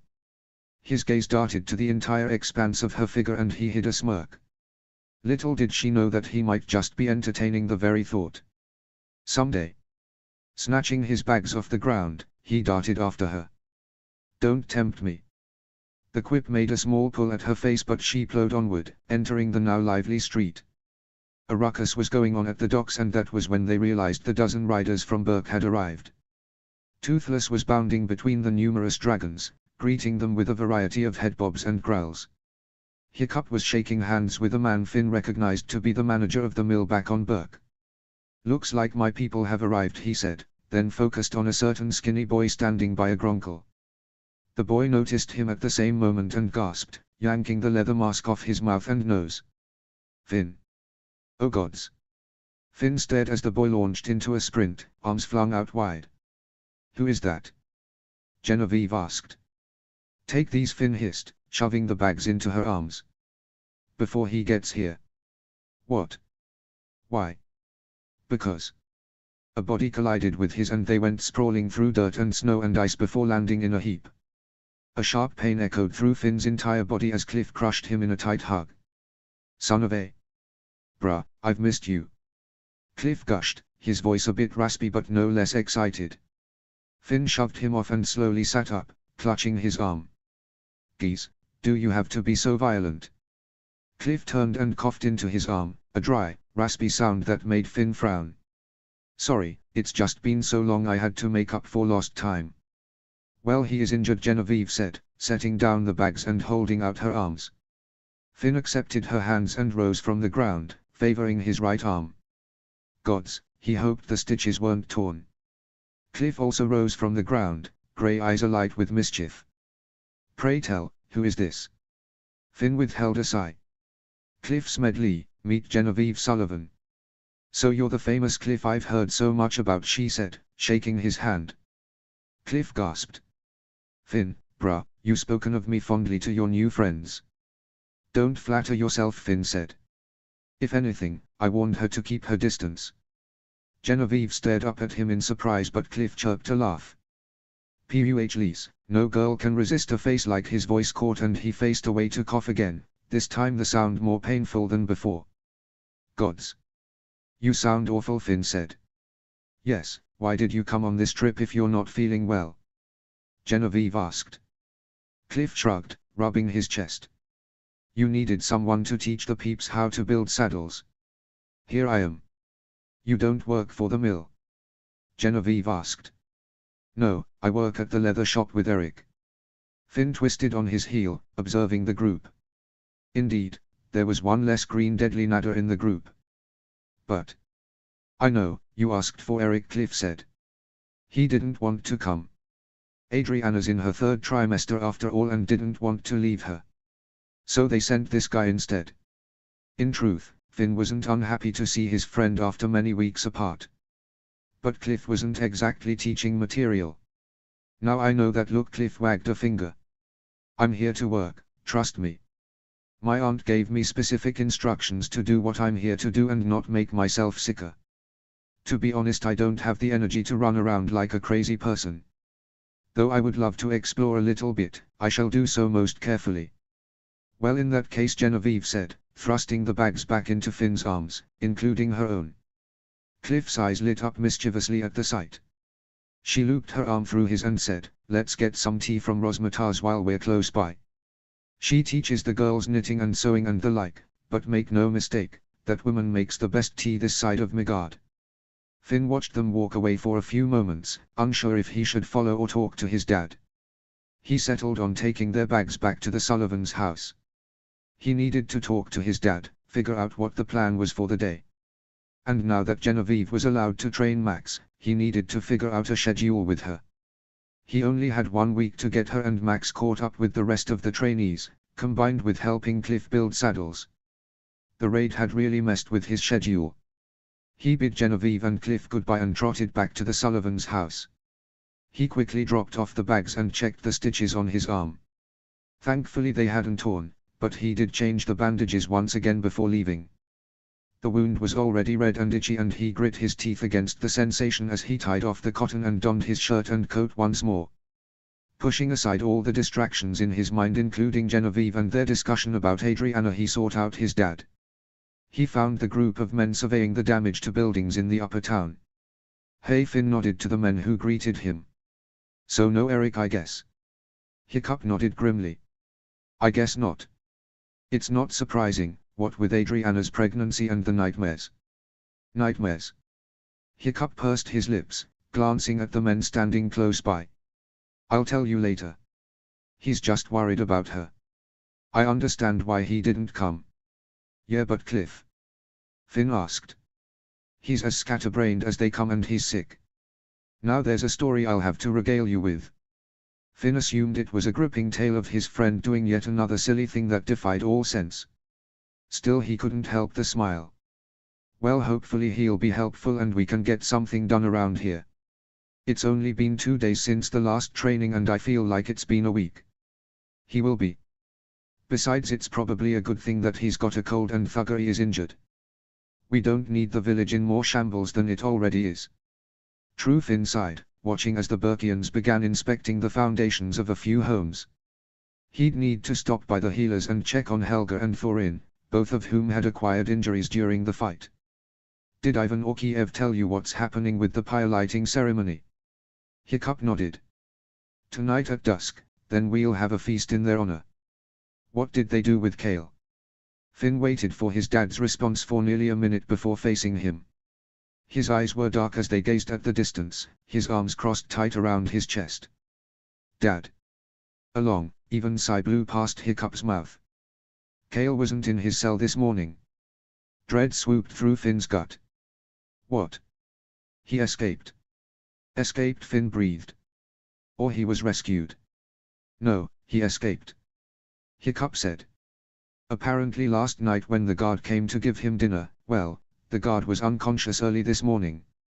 Our guess is when the man went to hand him his food, he grabbed him by the arm and yanked him into the bars. But he didn't stop there. The guard's arm had been dislocated and his nose was broken. Maybe he put up more of a fight. Or Kale is just extremely violent," Finn muttered, crossing his arms. "He's a psychopath." Hiccup nodded. "I take it he's not here?" "No. We searched the village top to bottom, even the surrounding woods. He likely found a dragon and was able to escape. With a broken wrist, he'd never be able to steer a ship."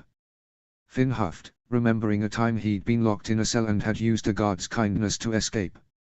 Kale always escalated with violence. Instead of towing the line, he leaped across it.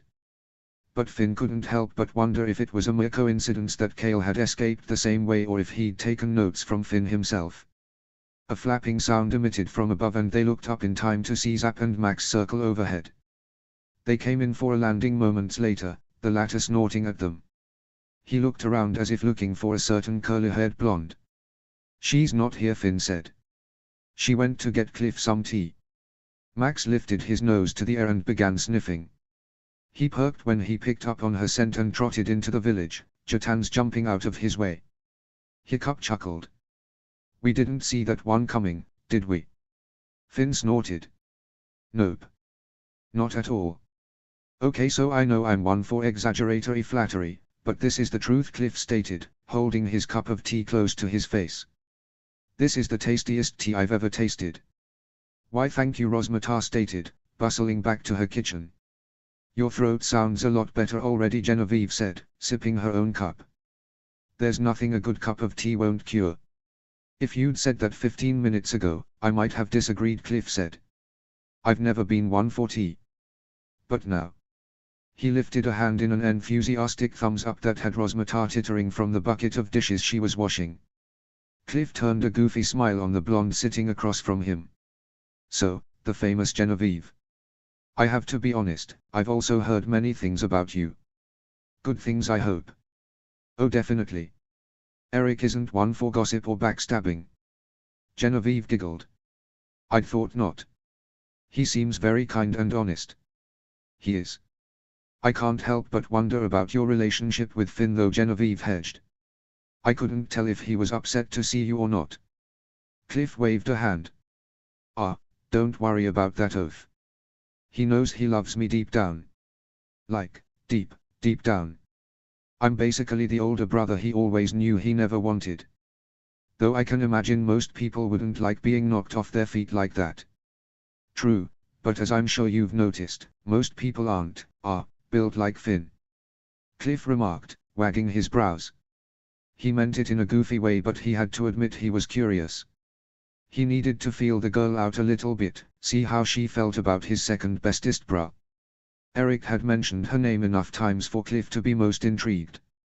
To his eternal glee, Genevieve looked away with a shy smile. True. But like I said, he is injured. Wait, injured? Cliff's amusement dropped away. Where? When? His arm. He got hit with an arrow yesterday. Gods, Cliff whispered. Now I feel bad. I'm sure he's alright. Like you said, he's tough. Besides, if anything, I think he's sore. We both did a lot of running around yesterday. Cliff fought the grin that almost wormed its way onto his face. They were talking about something serious. The raid couldn't have been a pleasant experience, but he couldn't help but think there was a hidden meaning to her words, if the tender sound in her voice was any indication. I must admit that you intrigue me, Cliff said. Genevieve blinked in surprise and Cliff backpedaled. Wait, that sounded like I was hitting on you, he said quickly. I have a steady girlfriend, whom I love. I just meant that we didn't get a chance to talk at the wedding, and there's a lot of questions I'd like to ask, you know, to make a new friend. A laugh escaped her and she relaxed. Of course. I have questions for you as well. Like, how long have you and Eric and Finn been friends? So he told her. He didn't know how long they sat in Rosmatar's, who excused herself to other duties and told them they could stay, just to lock the door before they left. Cliff quickly discovered that Genevieve was artistic and energetic, though perhaps not as much as he himself was.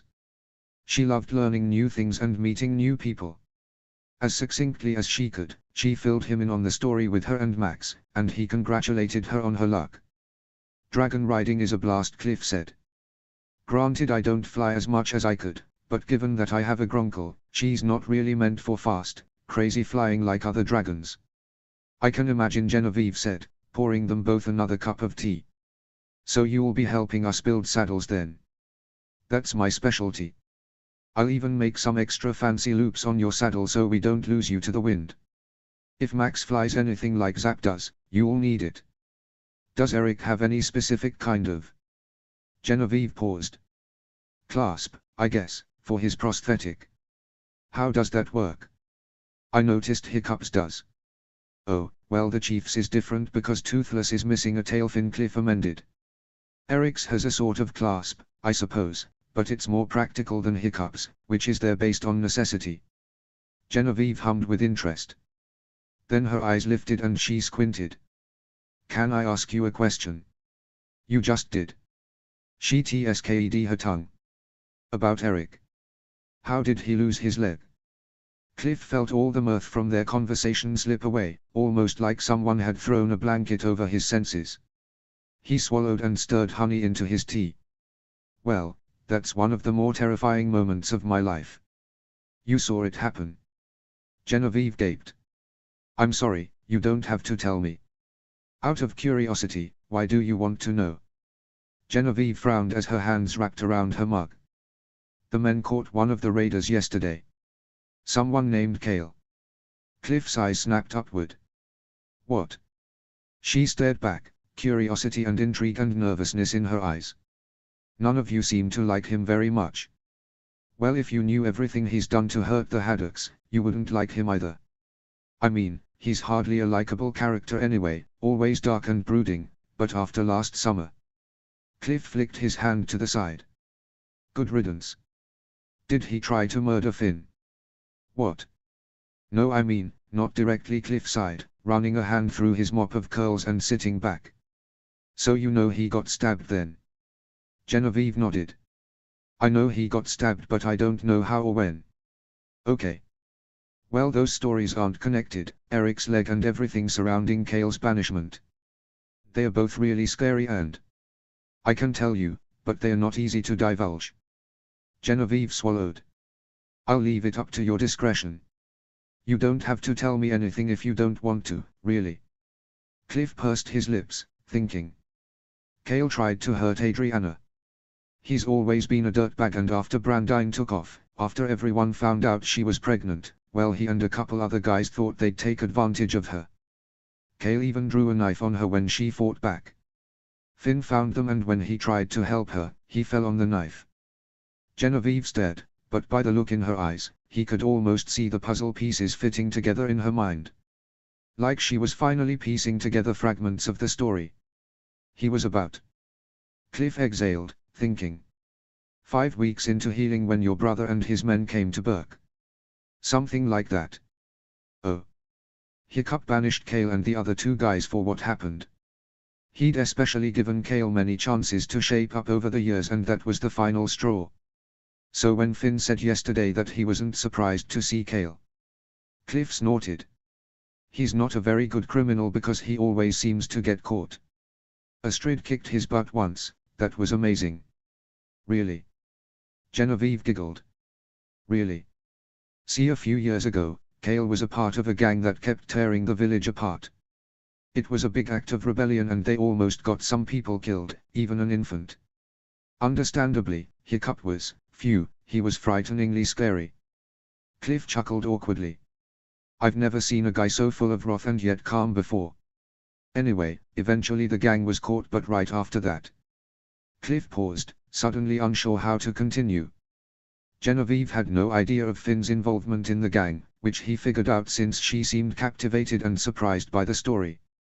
Thus, he did not want to ruin Finn's reputation, and his bro would have every right to kick his butt for it.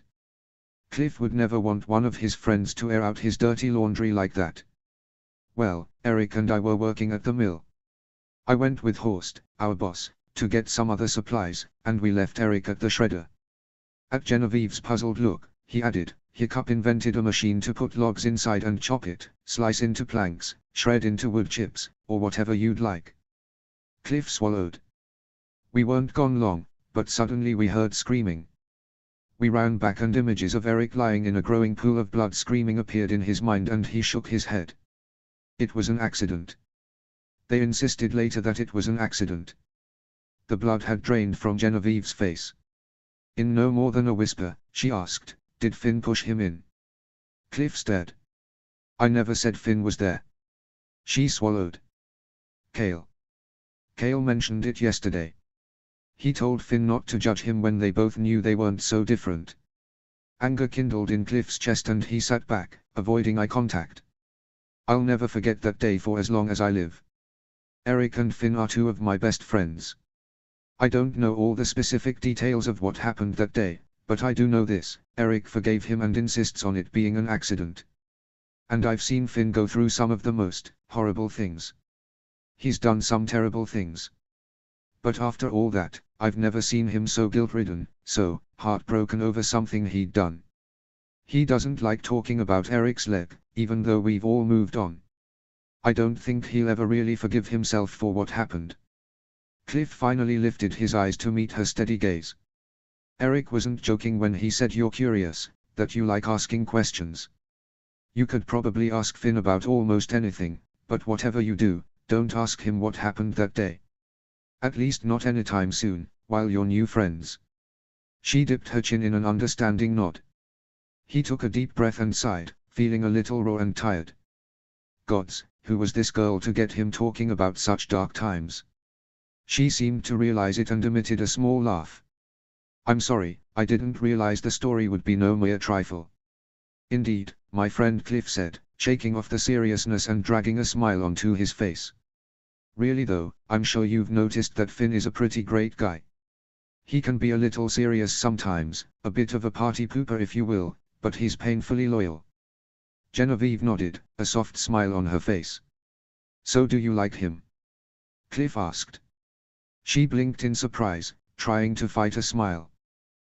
Well, perhaps. Cliff giggled madly, enjoying the broad grin that jumped to her face. Oh gods, you do. Please don't tell him. Oh honey, your secret is safe with me. I shall guard it with my life. Somehow I feel that a chatty boy like you is not very good at keeping secrets. He gasped. You dare insinuate that I cannot keep the secrets of my most favored preciouses. Favored what now? You will acclimate to my strange vocabulary quickly, don't worry. I even got Finn to say fantabulous once. I do believe I said that of my own free will. Genevieve's teacup rattled against the table as they whipped around to see Finn lounging in the doorway. How did you get in here without us noticing? An heir is always trained in the ways of stealth, he said, strolling in and taking a seat between them. He twisted a chair around and sat on it backwards, leaning against his arms as he wrinkled his nose at the tea. Sometimes I can't tell if you're being serious or not, Genevieve said. Her face was slightly pink and Cliff would have bet good money that she was hoping Finn hadn't heard their previous conversation. But he hadn't. If Finn knew they'd been talking about her crush, Finn would almost certainly have brought it up by now. Cliff jutted a thumb in Finn's direction. You'll acclimate soon enough to his near-constant sarcasm as well. Meanwhile you've got him in here drinking flower water. Genevieve choked. Flower water. Now you're right, flower water is too generous. Leaf water sounds more like it. She sat back in her chair, giving Finn a stink eye that made him smirk. Cliff's right. You are a party pooper. Only the best. You're to be a man of the people someday. You should amend some of these shortcomings before you become chief. Well, I'm hiring a secretary if you'd like to apply for the position. Cliff watched as they bantered, nearly bursting with amusement. Oh, Eric and Hiccup were right. It was a wonder he couldn't see actual sparks flying between the pair. Always so forward. It would guarantee you in my future in some small way at least. Cliff erupted with laughter at the surprise that just took over Genevieve's features. Oh gods, he couldn't wait to tell Taryn. Finn seemed to realize he was sitting there because his eyes suddenly darted to Cliff and the amusement guttered in his eyes. Well anyway, if you girls are done with your leaf. Tea. Genevieve interjected. Cliff gasped. You're going to defend tea and not me. Sorry, Finn lifted his hands. If you girls are finished with your tea, I do believe that we are behind schedule. Genevieve's brows lifted in confusion.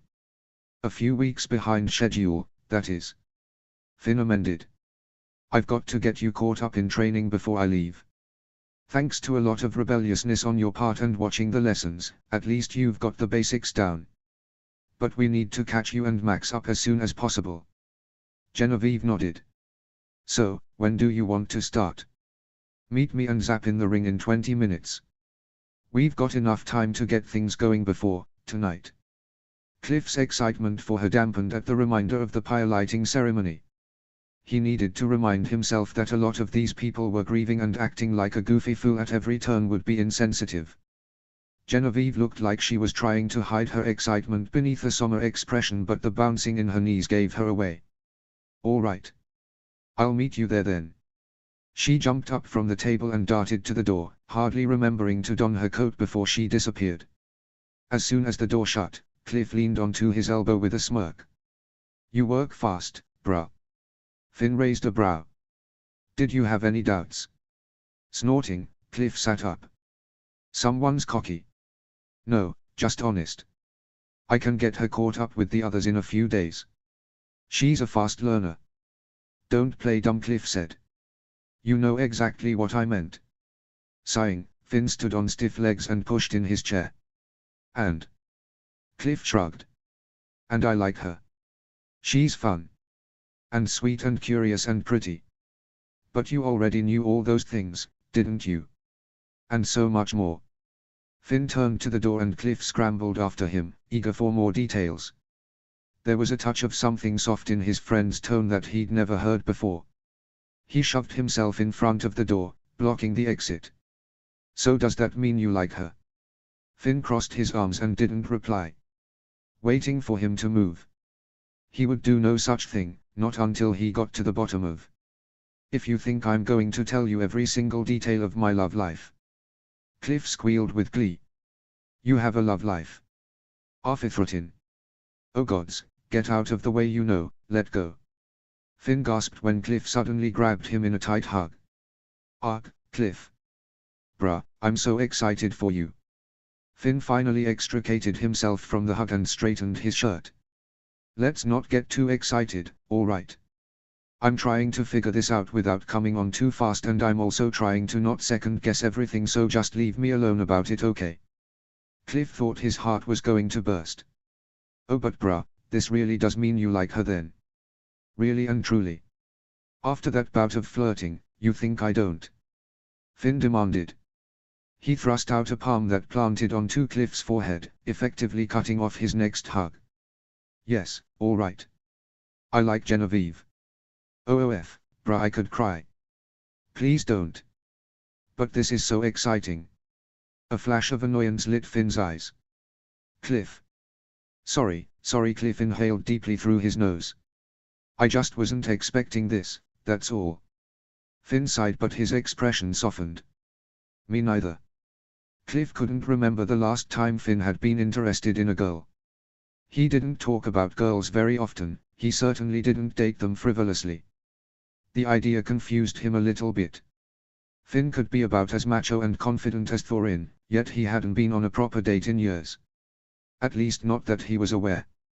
Cliff liked to think that maybe he'd been waiting for the right girl all this time, but Finn could probably make a watermelon fall in love with him if he smirked at it just right.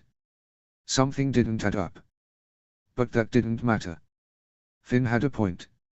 He was trying to figure all this out without coming across as too eager or awkward. He did not need his bestest bra messing things up for him. Surely if Cliff were in his shoes, he'd be nervous and unsure. Heck, he'd been nervous as all heck when starting out with Tarin not too long ago. And Finn hadn't stuck his nose into his business and made things weird. He could be chill and normal. Besides, he'd also promised Genevieve that he wouldn't tell Finn that she liked him. Gods, they liked each other and they didn't know it yet. And he was perhaps one of the few that knew. He wouldn't mess this up for Finn. He'd get himself a bottle of God's freaking self-control even if it killed him. So with a smirk, he stepped around Finn and said, well, what the heck are you doing, standing around here for talking to me? She's waiting for you. He promptly shoved Finn forward by the shoulders. Finn barely had time to grab the door handle and fling it open before his nose busted into the wood. Cliff was relieved at the amused laugh that escaped his friend as they retreated into the outside. As promised, Cliff locked and closed the front door to Rosmatar's. All right, I'll go find your dad and see what the plan is for me, Cliff said, saluting. You have fun with training. Please don't say it like that, Finn said. Why? Cliff blinked. Finn rolled his eyes. Sometimes you're just too pure for this world, Cliffy. Never mind. Alrighty. Cliff waved and trotted off down the street in search of the chief. He'd also promised he'd follow instructions and do what he came here to do. Not get distracted and get in Finn's way. Still, as he yanked up the leather balaclava over his mouth and nose, he couldn't help but let loose a giggle of pure excitement. He shipped it. Oh, he shipped it hard. Chapter 40, Promised. Chapter text. Over the following week, Jut was a blur of activity. After the pyre lighting ceremony, which had been a summer event, and the subsequent feast to honor those who'd fallen, the Burkian millworkers had launched into business. Hiccup oversaw their work as they dismantled the damaged homes that had been ravaged by dragon fire. They took every beam, pole and piece of timber down until there was nothing but the groundwork remaining. From there, they rebuilt the foundations. Due to their speed and ingenuity, what with using their dragons to raise walls and lift heavy beams onto the rafters, The new homes quickly came together. Ivan and Kiev had praised their speed and willingness to help with the rebuilding. Many Jatan men joined in the work, new friendships blooming as they worked together to rebuild the lower town. Even Hiccup helped shingle a few roofs before he was called back to Burke to attend to other duties. Finn, meanwhile, juggled his various duties at the arena without complaint. From overseeing Cliff and the leather workers as they learned the art of saddle making to continuing the Jatan's training on flight patterns and accident prevention, he nearly didn't notice as the days blurred. Any free time that he had, he devoted to training with Genevieve and Max, who took to dragon training like a pair of naturals. He was firm and unyielding, even going so far as to give her physical exercises to strengthen and tone her body. She was in no way out of shape, but her body was soft and untried. The last thing he wanted was for her to get injured because her body couldn't handle the strain. Genevieve endured without complaint. In fact, she was up at the crack of dawn and didn't leave the arena until he did most days. She was stiff and sore majority of the time, but her eyes were clear, flush with the information that he threw at her. She was an avid learner and she caught on quickly, and the sorts of things she didn't understand, she asked questions until she did. Max also took well to training. He'd slowly warmed up to Finn's commands, but he still wouldn't allow them to touch. Finn had begun to think that perhaps Genevieve's theory on him disliking men might just be correct. But the dragon wasn't growling or sneering or even glaring at him, so he kept his misgivings to himself. The days were exhausting, Finn working himself and his trainees to the bone. He often collapsed into bed and fell into a deep sleep without remembering when his head hit the pillow. One morning he woke up and realized he hadn't even taken his boots off the night before. But he was determined. He threw himself into his work, intent upon training the Jatans every piece of dragon training he knew so that if another raid were to happen, they'd be more than prepared. They'd be able to stop the raiders from attacking before it even happened. They would never be caught unawares again. They would never again have to light the pyres of their people, 3 of whom had been children. It was for them that he fought for. He'd been unable to save them, unable to even help them, but he would honor their memory by training their people to be the best dragon-riding army the archipelago had ever seen. Second to Burke's, of course. He almost hoped the raiders would be stupid enough to attack again. His father had stated that they would be foolish to do such a thing again, now that they knew Jet was allied with Burke. But still, Finn couldn't help but hope that they'd be so bold and daring, just so he could witness the Jatans conquer them once and for all. But he knew Brandine, who had at least been in the group up until a few days ago, would never be so stupid. He'd likely scurried back to whatever hole he'd crawled out of like the little rat he was. Still, Finn couldn't help but burst with pride at the Jatans' growing tenacity. The raid and the deaths of all those people had given them a hunger to learn more, train harder and faster. Well, Finn would give it to them until he had nothing left to give, until they were just as good as he was. The only problem he faced at the moment was that he was running out of teaching material. Theory and discussion could only get one so far. The best way for them to learn from here on out was to get them in the air. Then they'd have to figure it out for themselves. On Tuesday afternoon of his last week on Jet, Finn surveyed the trainees and their dragons, nodding in approval at their progress. Many of the riders were tending to their dragons without an ounce of fear now, many of them having bonded more fully and completely since the raid. His dad had said it for years now, there was nothing quite like a life and death situation to bond with your dragon. It was true. These men and even Genevieve had witnessed it, experienced it.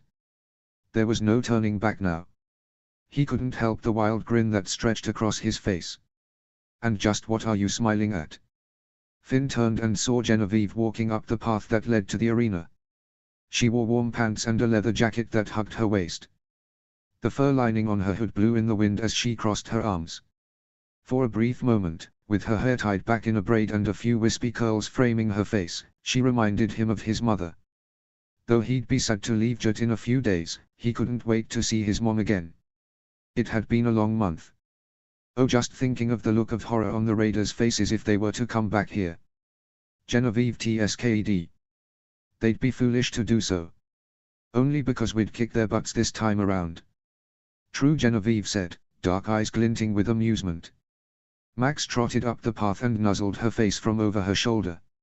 She grinned and patted his nose, the sounds of his rumbling purr causing even Finn's insides to vibrate. The first time that had happened, Genevieve had laughed at the sensation, clutching her stomach. He couldn't help but wonder if she was ticklish. Finn hadn't gotten up the gumption to talk to her about his feelings yet. He wanted to, but he could honestly say it wasn't fear holding him back. They'd been extremely busy the last week and he wanted to make sure neither of them would be distracted or interrupted when they had that conversation. Training had taken up so much of their time and energy and Genevieve had been so focused, he hadn't wanted to shatter her concentration. But their conversation could easily switch from training to any such random topic at any given moment. They talked and joked and laughed. He didn't want to make a single assumption, but he had to hope and dream that maybe perhaps she might just like him as well. She obviously didn't dislike him. Then again, he really hoped that she didn't only see him as a friend. If she did, gods, he didn't know what he'd do. He pushed aside those thoughts. Now that he knew what he wanted to do, that he wanted to at least broach the topic and see where she stood, he didn't want to start down the path of second-guessing himself. He only had 3 more days left on Jut. A very small window to tell her how he felt and see what happened, he supposed. He knew, however, that if he waited he may not get the chance again. It would be many months before they saw each other again and anything could happen in a few months. Gods, what if she liked him too? What would she say? What would they do? Clamping down on the sudden nerves that shot through his stomach, he cocked his head toward the leather shop. Come here. I want to show you something. Genevieve followed him down the well-worn path, gravel crunching beneath their boots. Max followed at her side until Zap appeared in the sky, angling into an updraft as she hovered over the lower town. Max darted forward and spread his wings, about to give chase. Excuse me. Genevieve called, throwing her arms up. No goodbyes for Mama today. Max growled, but they could see the amusement in his deep blue eyes. He leaned down and crammed his nose into the soft space between her chin and shoulder. Finn was momentarily jealous as she laughed, wrapped her arms around the dragon's giant head, and kissed his nose. I'll see you later, big boy. He huffed his goodbye and flapped hard and fast, searching momentarily for Zap. He found her flapping above the buildings across the street and quickly rose high into the air to join her. Genevieve was shaking her head. You need to keep your girl away from my boy. He's mine for 2 minutes and she's already stealing him away to run amok in the woods. Laughing timidly, Finn held open the door to the leather shop. He pushed aside the thoughts skirting through his mind, especially the ones that said Zap wasn't the only one interested in starting a new relationship. Besides, he'd always wondered about him and Zap. They were, after all, the same species, and from the very first time they'd come into contact, Zap and Max had been dancing around each other. Who am I to stop nature? Finn said. With any luck we'll have a brood of pups by springtime. Genevieve whipped around, eyes wide. Pups. He grinned. Yes. Baby dragons. Are you saying? Just keep an open mind, love. Finn smirked, brushing past her to join the group of men building saddles. Cliff sat in the center of a table, watching one of the men as he worked. She's an eligible maiden, he's an eligible bachelor. You never know. But you call them pups. Genevieve squealed, her hands bunched beneath her chin. That's adorable. Finn snickered and clapped Cliff on the shoulder. Hey, do you have the package for me? Hello to you too, bruh, Cliff said raspily. He cleared his throat and wildly waved at Genevieve, nearly breaking Finn's nose. Hi Jen. Hello Cliff, Genevieve said, smiling in greeting at the few men who'd acknowledged their presence. The others weren't ignoring them per se, they were staring intently at their saddles, apparently unwilling to make any mistake. Finn could relate. He hated building saddles. One such young man, however, caught his attention. Haldor Brunswick, who worked in the leather shop, stared over the top of his saddle at Genevieve. She gave him the same smile as everyone else and her gaze landed on Finn. You wanted to show me something. Finn glanced at Haldor, whose eyes sharpened when he met Finn's gaze. He saw nothing but challenge in that stare. He resisted the urge to thumb his nose at Haldor and turned to Cliff. Package. Ah yes, that package. Cliff stood. He hefted a large pine box from the corner and dropped it heavily onto the table, his mug of tea clattering with the force. "Here we go, just as requested." "Thanks." Finn hefted the box into his arms and gestured for Genevieve to follow him into the next room. He didn't want an audience when Genevieve opened it, especially from Haldor. Genevieve could say what she wanted, but Haldor most definitely still had feelings for her if his bitter look of jealousy was any indication. Finn barely restrained the smirk that pulled at his mouth, but something must have still glimmered in his eyes because, before he disappeared from sight, Haldor's cheeks flushed red. While on the one hand he didn't want drama, he simply wanted to figure things out with Genevieve, he could also admit that maybe he wanted to make a bit of a statement to Haldor or any of the boys trying to catch her eye. Until Genevieve sent him packing, he wasn't going anywhere, and they could just try to convince him otherwise. "You seem awfully introspective today," Genevieve mused from his shoulder as she tried to peer into the box in his arms. He smiled and set it down on an empty table. "Just thinking." "That's what I said." "What are you thinking about?" "Never mind," Finn said, nodding at the box. "That's for you." "Oh, what did you do?" Genevieve said, hands on her hips. "Call it an early Snoggletog present." "I told you." "And I didn't listen," Finn smirked, amused that she was warring within herself. Though her expression and stance remained obstinate, her eyes kept darting curiously to the box. "Oh come on, you know you want to open it." Sighing, Genevieve dropped her hands and stood on tiptoes to see inside the box. It was so tall and broad, it nearly grazed her chin. She pulled aside the folds of crinkling, white tissue paper and gasped, her eyes wide. "What?" "Pull it out, let's see." Her wide eyes turned to him. "You made me a saddle." "Technically Cliff did, but I helped with the measurements and design. I even had Eric send us some materials to give it some definition and style. That way you don't have to cope with a generic one until everyone learns how to make the fancier kinds." Finn realized he was rambling and cleared his throat. "You can take it out and look at it." Genevieve looked down at it with a look of awe. "You didn't have to do this." "I wanted to," Finn said. "Here." He helped her pull it out of the box, eager to see it himself. He wanted to double and triple check every loop, every stitch to make sure it was perfect. The real test would be making sure it fit Max properly, but he'd made sure to include enough loops and rigging to make it larger if need be. Genevieve heaved a breath when she held it in her arms and quickly set it down on the table, pushing the now empty box aside. They looked over the new saddle, the deep brown leather that still smelled like a brand new roll. Embroidery lined the edges, a repetitive pattern of waves circling the circumference. It had taken Cliff hours and hours to do it, but he'd insisted that he was happy to. The final product had turned out nicely. "It's beautiful," Genevieve whispered, tracing a hand over the embroidery. "Looks aside, we'll have to make sure it fits right and that it feels comfortable. No rider has ever enjoyed an uncomfortable saddle. We can add panels for saddlebags and, well, whatever else you want, and I'll show you how to oil it properly so it lasts longer." Finn glanced at her nervously. "Do you like it?" She looked up at him, eyes full of light and excitement. "I love it." She surged forward and wrapped her arms around his neck in a hug, her body pressing into his.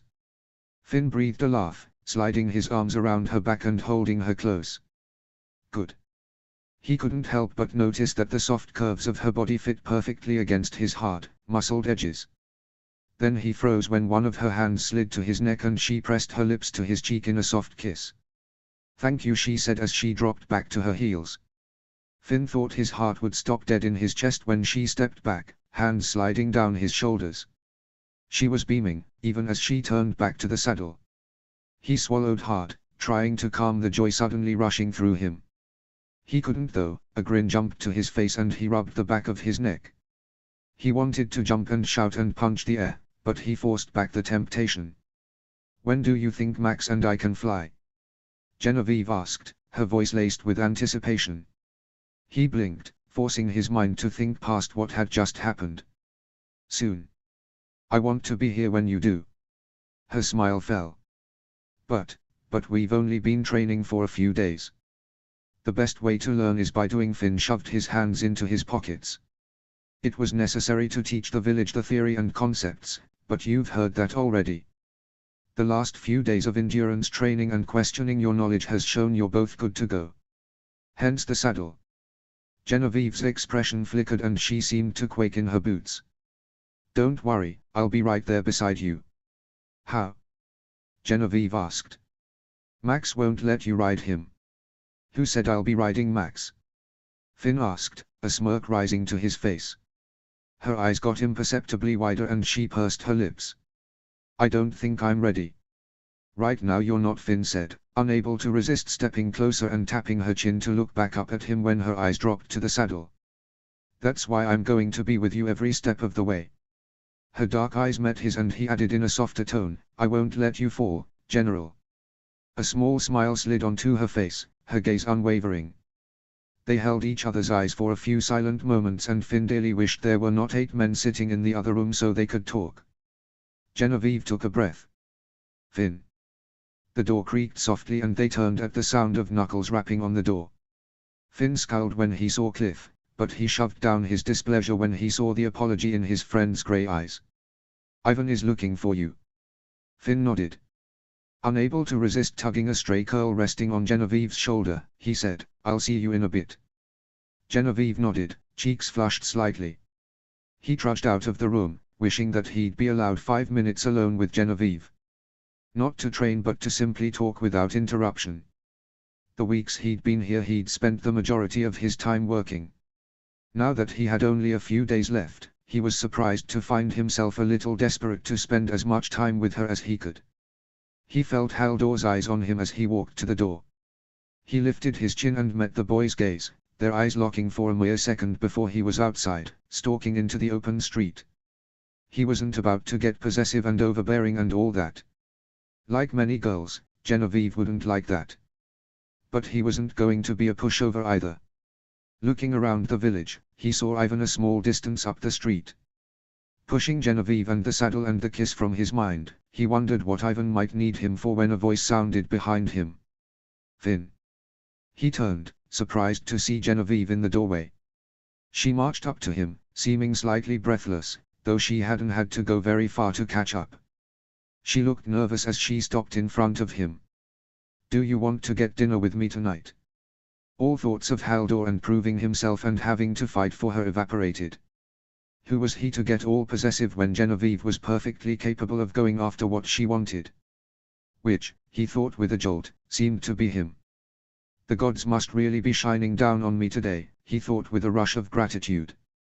Finn almost didn't realize he was smiling until he heard the laugh in his voice. Yeah. Yeah, I'd like that. Genevieve's face lit up in a smile. Okay. What time? How does 6 sound? Perfect. Genevieve's hands were twisting together, the only sign of her jittery nerves. Meet at the town hall. Finn nodded. Works for me. Okay, she nodded in finality.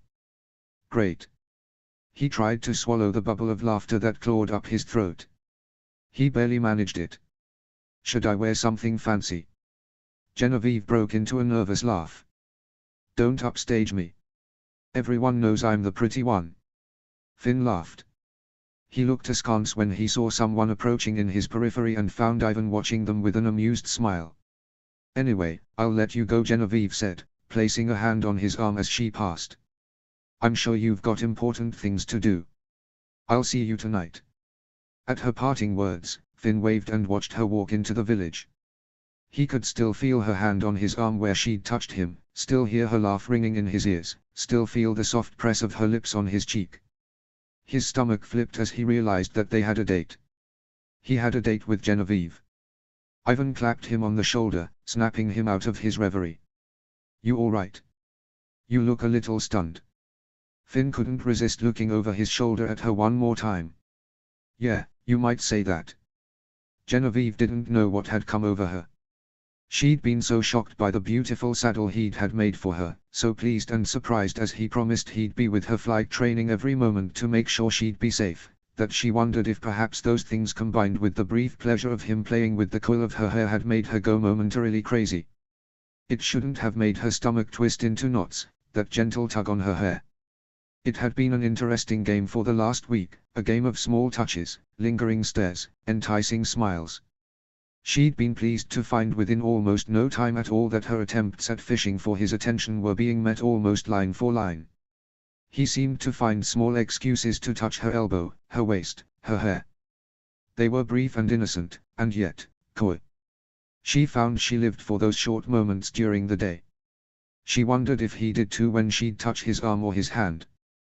But as he'd left the leather shop and strode out into the street, the armor and weapons on his flight suit jangling as he went, she remembered that they had very little time left together before he returned to Burke on Friday, and it was in that moment that she realized something. She didn't want him to go. Not only that, but whether he realized it or not, he was the future chief of Burke, and he likely only had so much time left as a single young man. Burke might not be hard-pressed to marry off their young people so soon after reaching adulthood, but it didn't change the fact that heirs were different. They were expected to marry and carry on the bloodline, to provide future leaders for their tribe. And the thought of Finn meeting some unnamed girl and falling in love with her, marrying her, starting a family and forgetting about Genevieve completely, the last month of adventure and fun and happiness fading into nothing but fond memory, it made her breath hitch in her lungs, a dull, icy ache forming in the pit of her stomach. So, in a split-second decision, she'd run after him and asked him to dinner. It would give them time to talk and spend time together. Maybe to figure out whatever this was between them. Her stomach flooded with nerves at the prospect, but she was pleased with herself at the same time. Now if they were busy the remainder of the week, she wouldn't look back and see all the opportunities she'd squandered. Now they could take advantage of the time and see what might happen. If nothing came of it, however, maybe it wasn't meant to be. Genevieve pushed the thought away, unwilling to overthink it. Life was a series of making decisions. She didn't need to rehash every single one, wondering if she'd made the right choice, and then worry herself into oblivion about what might happen next. She needed to relax. She could relax.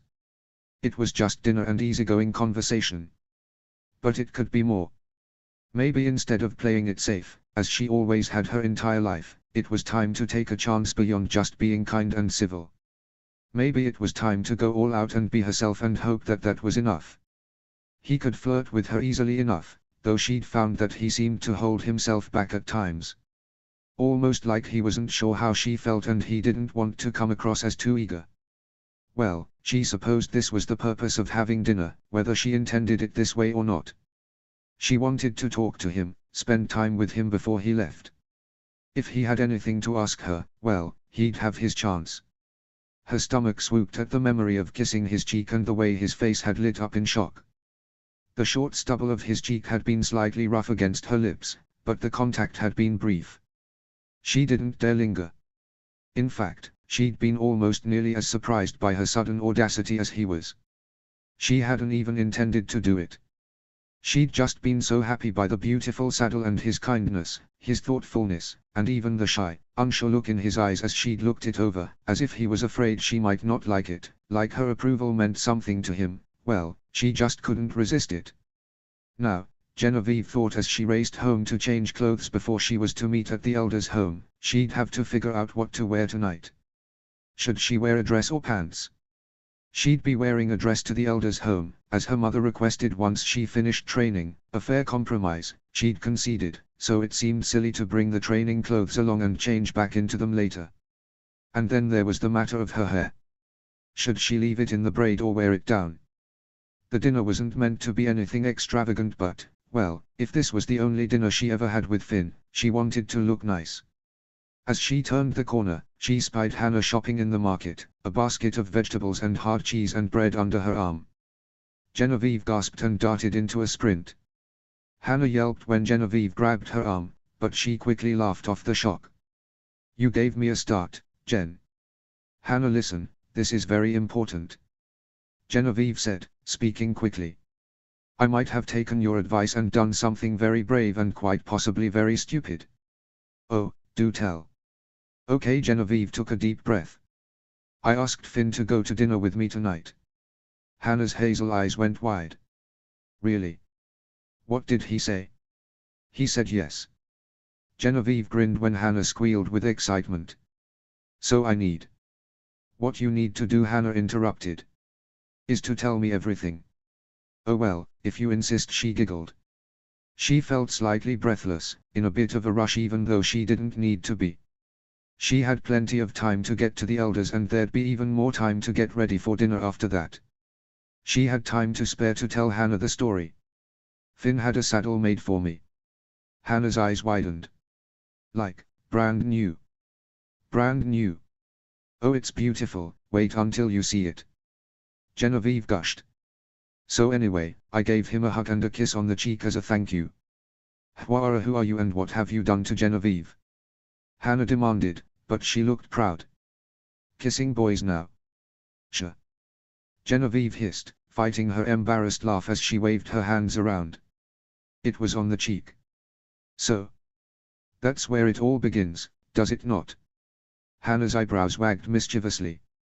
Genevieve clicked her tongue, face feeling positively hot now. Then what happened? She explained the rest of the story, grinning at her best friend's nod of approval. See? Now that wasn't so hard, was it?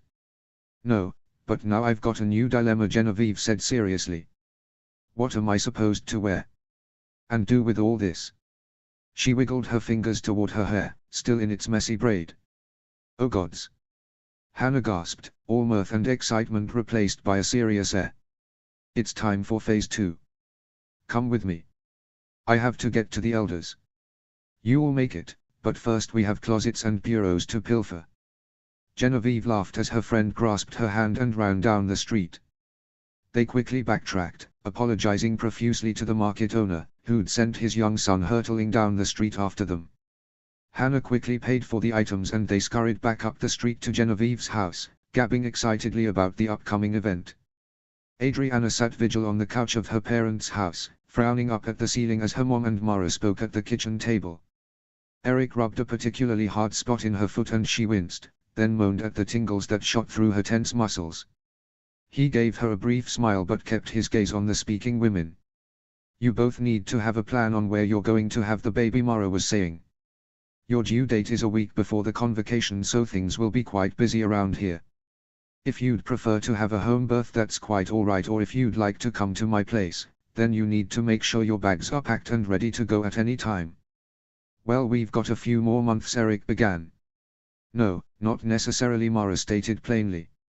She's in the 3rd trimester now for good. As if I could turn back time before being preggers. And the next few months will be vital. The baby could decide to come at a moment's notice. Well, that's not terrifying, Adriana sighed. Eric breathed a nervous laugh of his own. Gods, they weren't ready. They weren't even nearly ready. It's just normal preparation, Astrid said. Do you have a preference where you want to have the baby? Adriana met Eric's eyes and he waited patiently, letting her decide. I don't know. I've not exactly done this before. Well, do you want to be comfortable in your own home and not travel? Or do you want to be at my place and not risk me traveling to you and not getting there on time? Mind you, she's a fast walker, Astrid said. Mara snorted softly and waited. Adriana rubbed her eyes. I guess. I'm inclined to think that I'd rather have the baby at home. All right, Mara nodded. If you change your mind, that's okay, Astrid added. Just let us know so if your water breaks, we can get you to where you want to be. As if I've done much traveling as of late, Adriana grumbled. She couldn't even see her feet anymore when walking. Eric kept insisting that it was adorable and, when they were alone, kind of hot, but he couldn't be more wrong. It was inevitable. She was slowly growing to the size of a small cow. Her eyes pricked suddenly and though she tried to hide it, Eric simpered. Annie, it's okay. I know, she blubbered suddenly, covering her face with her hands. I'm just so ready for this to be over, but I'm not at the same time because then I'll have a baby depending on me and I'll still be fat. Oh dear, she heard Mara mumble to Astrid, who came around and held out a small paper bag. Here, suck on one of these. It will help. Adriana blinked blearily into the bag and found a large variety of hard candies wrapped in colored wrappers. You're aiding in my fatness, Mara, and I don't appreciate it. And stop laughing at me, Eric. She swiped her foot at his chest and he leaned away, trying to stop his chuckles slipping past his mouth. He'd been hiding it pretty well, but if it weren't for those blasted dimples, he might have gotten away with it. She angrily thrust her hand into the bag of candies and grabbed a handful, bitterly opening one while the others lay across her chest in a random pile. She glared at the others as she popped it into her mouth, daring any of them to speak. Eric covered his mouth, arm propped against the back of the couch, clearly trying hard not to smile. "I can't wait till Finn comes home," she hissed. "And then I'm going to make him kick your butt." Moving on, Mara said, the corners of her mouth still twitching in a suppressed smile. "Have you decided who you want to be present with you when you actually give birth? Mind you, I don't want a crowded delivery room, and I dare say you won't want a lot of people present for that either." Adriana shook her head. She agreed with Mara in that the last thing she wanted was a crowd of people watching her give birth. But she didn't want it to be just her and Mara either. She had heard many times from the women in the village, and from her own mother, that birth was painful, so she wanted emotional support. And a hand to break if necessary. She smiled a bit at the memory of her own parents' story. "Eric," she nodded to her husband. "I think he's earned the right. Unless you don't want to be there." Eric's nimble fingers pressed a knot on her foot, causing waves of relief to flow all the way up to her ankle. If he could do that just with her sore foot, she had no problems believing that he would be even more effective at soothing her nerves. Not to mention, she had been there for him when he was in agonizing pain, had held his hand and wiped his forehead, assuring him that he would be okay. Thankfully, childbirth was natural and thus carried far less risk of death than loss of limb. "I wouldn't miss it, Annie." Eric's smile was genuine, his eyes alight with affection as they turned to gaze at her face. "I won't leave your side." Mara nodded at Eric. "I was already counting on him. Just don't be too alarmed if he passes out." "What?" Eric whipped his head around to face her, an indignant expression on his face. "I won't pass out. They all say that," Mara said, her voice slightly raised over Astrid and Adriana's laughter. "But new fathers do have a tendency to sustain head injuries. I'm not going to pass out." "Hey." Eric lightly smacked Adriana's upper leg. "Stop laughing. You deserve it." Adriana giggled. "And you'd better not pass out. I will make sure Mara's got some strong-smelling salts on hand." "The strongest," Mara concurred. "Is there anyone else you want there?" Adriana's gaze met Astrid's, but she felt a bit awkward. "I guess, only someone who wants to be. I don't want to ask anyone who doesn't want to." "Do you want me there?" Astrid interrupted, apparently understanding her daughter's unspoken request. "Because I've never been on the other side of it, but I have gone through it before. I know what to expect." "I think that's a good idea." Mara nodded. "I've never actually given birth. I find that the mothers being present helps a lot." "Then yes." Adriana agreed. "I'd like you to be there too. But that's all." Like Mara said, a crowd seems unnecessary. It is, and I usually limit it to 2 others present, unless the mother-to-be has a special circumstance. Mara sighed. "Though I suppose we'll have to barricade the door to keep Hiccup out." "He can wait. Plus he needs to be ready to do chiefly things at a moment's notice anyway." Adriana shrugged. "He'll be fine. Plus, he'll probably fuss, and I already have Eric for that." "Do you have to talk about me as if I'm not in the room?" Eric made a face, but his dimples gave away his amusement. "I love you," Anna chirped, grinning widely.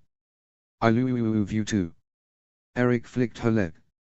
"But I think your feet are all relaxed now." Adriana wiggled her toes. Her ankles were still a little bit swollen, but Mara said that was normal. Her feet, however, felt a lot better. "You have a magic touch, Mr. Larson," she said, slowly pushing herself into a sitting position. "I don't know what I'd do without you." Eric took her hand. "Likewise. If that's everything," Mara grabbed her medical bag and slung it on her shoulder, "I should get going. Ava's got chicken pox and I want to make sure she's got enough lotion." "Oh, that's a shame. Is she all right?" Astrid asked, walking with Mara to the door. "She's fine. I tell her not to scratch but she doesn't listen." Eric and Adriana tuned out the chatting women. They had never much liked small talk. Eric lifted his hand and placed it on Adriana's belly. Not long to go now, he said in a low voice that only Adriana and the baby could hear. The baby moved in response to his voice. Eric's heart rate quickened slightly. It still felt surreal sometimes, the fact that his little son or daughter already knew his voice. That he or she would be in his arms before winter ended. It was exciting, but he had to admit that it was also a bit scary. Adriana placed a small hand on top of his, stroking the back of his hand with her thumb. "We love you so much," she said to the baby as she felt him or her shift again. Eric and Adriana glanced at each other and came to a silent agreement. Eric followed the baby's movement with his hand, Adriana's still resting on top. "I think," he said to his unborn child, "that it's time to give you a name." In all the chaos of the building projects and continued training, it was only a matter of time before it happened. The very thing that the chieftains had warned against, promised each other that if this particular meeting were to occur, one or both of their villages would perhaps burn to the ground. Finn wasn't sure if it was convenient or not that Jut was already partially dismantled. If it wasn't, he was sure it would definitely be smoking from the wreckage. There would likely be much weeping and gnashing of teeth. He expected nothing less from the new friendship that was bound to explode into existence, whether he wanted it to or not. After all, he could only distract them for so long with their own jobs. It was bound to happen sooner or later. He'd arrived at the town hall doors early due to the snow that had started falling in waves and was waiting for Genevieve to arrive. Thuggery had arrived after a few minutes and they'd struck up a conversation about dragon training and guard duty. Then it happened, they were chatting animatedly when someone strode through the door. Instead of Genevieve, however, it was Cliff. He rubbed his hands together as he made a beeline toward them, shaking snowflakes from his mop of curly hair. "I don't know about you boys, but it's cold." He stuck his hand forward. "Hi, I'm Cliff, by the way." Thuggery shook his hand, eyes narrowed. "Smedley, right?" "Absolutely, posalutely." Finn withheld a sigh. Why couldn't Cliff be normal for once? "So you're the one they warned me to stay away from," Thuggery said, releasing Cliff's hand and crossing his arms. "Why do you think that is?" Cliff made a flat-mouthed expression and shrugged. "Couldn't tell you." "Finn, why have we been banned from speaking?" "You haven't been banned from speaking," Finn said flatly. He glanced at the door when it opened to reveal a large group of people. Genevieve was not among them and he hid an anxious frown. "If you were, it would be a lot quieter around here." "So literal," Thuggery said, angling away from Finn as if he had an incurable disease. "How does he do it?" "I haven't the foggiest. But alas, if he weren't here, he would be missed," Cliff said, then snorted. Thuggery's shoulders shook as he snorted in laughter. "I don't know whether to laugh or cry." "Eh?" Cliff pointed, and they laughed. Finn lifted his eyes to the ceiling far above him. No, anything but puns. He was already nervous for Genevieve's arrival and their impending date. He hoped they'd have a quiet dinner to talk. He didn't need these two getting him annoyed and frustrated before she arrived. "There's nothing I would not do for a proper laugh." "What are we going to do if Finn doesn't give in?" "I noticed that actually," Thuggery said suddenly, "puns forgotten. You never laugh at my puns." Finn gave him a withering glare. "I'd rather suck a lemon than laugh at a pun." Cliff sighed. "Alas, he's such a sourpuss." "That was low-hanging fruit, even for you." Finn groaned and dropped his head back onto the wall as they cackled, Thuggery punching his arm. "Come on, just a little smile. He does not find our puns." In a flash, Finn grabbed Cliff by the scruff of the shirt and dragged him closer.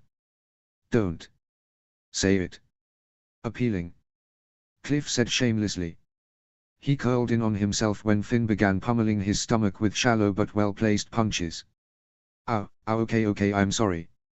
Finn backed him into a corner and when he raised another fist, Cliff crumpled into a ball, making short and fast AHT noises, hands waving in front of him like a cat trying to catch a string. Finn threw up his hands and walked away, an amused laugh escaping him before he could help it.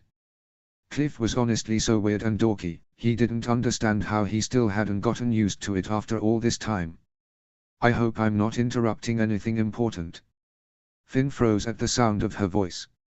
He cleared his throat and turned. No, just the words died in his throat, forgotten. Genevieve stood a few feet away, looking amused, wearing a floor-length dress the color of red wine. The swooping neckline of the bodice and the white sleeves sliding from shoulder to wrist somehow made her look taller and thinner. She'd pinned her hair in a half-twist, the remaining curls framing her face, and gold earrings dangled from her ears, flashing in the torchlight. Gold embroidery lined the hem, accented by the thin gold belt across her hips and the small bird necklace dangling at her throat. She passed Finn and offered a hand out to Cliff. He took a moment to take a deep breath and clear his head as they laughed, Cliff coming to stand beside her and Thuggery. He didn't hear a word they were saying as he was transfixed by her appearance. Suddenly he felt underdressed, though he'd decided to wear the nicest outfit he'd brought with him to Jut. Conveniently he'd decided last second to pack the boots and brown pants he'd worn for Adriana and Eric's wedding. He hoped the blue wool shirt he'd chosen looked alright. For a fleeting moment he wished his sister was there so he could ask her opinion. But it didn't matter what he looked like. Genevieve looked positively radiant. He was hit with a sudden burst of nerves but forced himself to take another deep breath. It was just dinner. He nearly snorted. Just dinner with the most beautiful girl in the room. Thuggery was frowning down his nose at her. What are you wearing?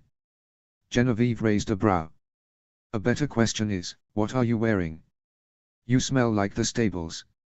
And you smell like. He leaned in and unceremoniously sniffed her hair. Genevieve lurched back and he goggled at her. You're wearing perfume. So what if I am? She asked breezily. Who are you trying to impress exactly? Thuggery demanded. Genevieve merely turned her nose up at him and walked away. To Finn's utter delight, she looped her arm through his and pulled him into the crowd. He turned a smirk over his shoulder at Thuggery and Cliff, the former gaping in shock and the latter grinning. Cliff flashed him an encouraging thumbs up before he disappeared from view.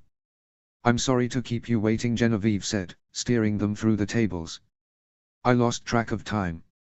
So eager for our dinner date, I see, Finn said teasingly. You couldn't wait to show up. No, not like that, Genevieve said, eyes dancing. She faltered. Well, I admit I couldn't decide what to wear and I got carried away. Finn said, taking the opportunity to look over the dress once again. I like it. Yeah? Genevieve asked, a touch of uncertainty in her voice. It's not too bold. Oh, it was bold. Very much so, by the way. She'd thoroughly grabbed his attention. He'd seen her in many dresses before and had not once thought that she didn't look nice in an outfit. But there was something about this dress that was different. Maybe it was the prospect of their date, or perhaps the way it fit her curves closely, draping to the floor in a way that made her look taller. Maybe it was the way the material slid across her skin as she moved. Finn averted his eyes. Nah, not too bold. Genevieve laughed. Somehow I don't believe you. Didn't I tell you the other day? Finn asked as they reached a table toward the back of the hall. The crowd was thinner here, making it easier to hear. A man never shares his secrets. I guess it's very unfortunate that you're so easy to read then.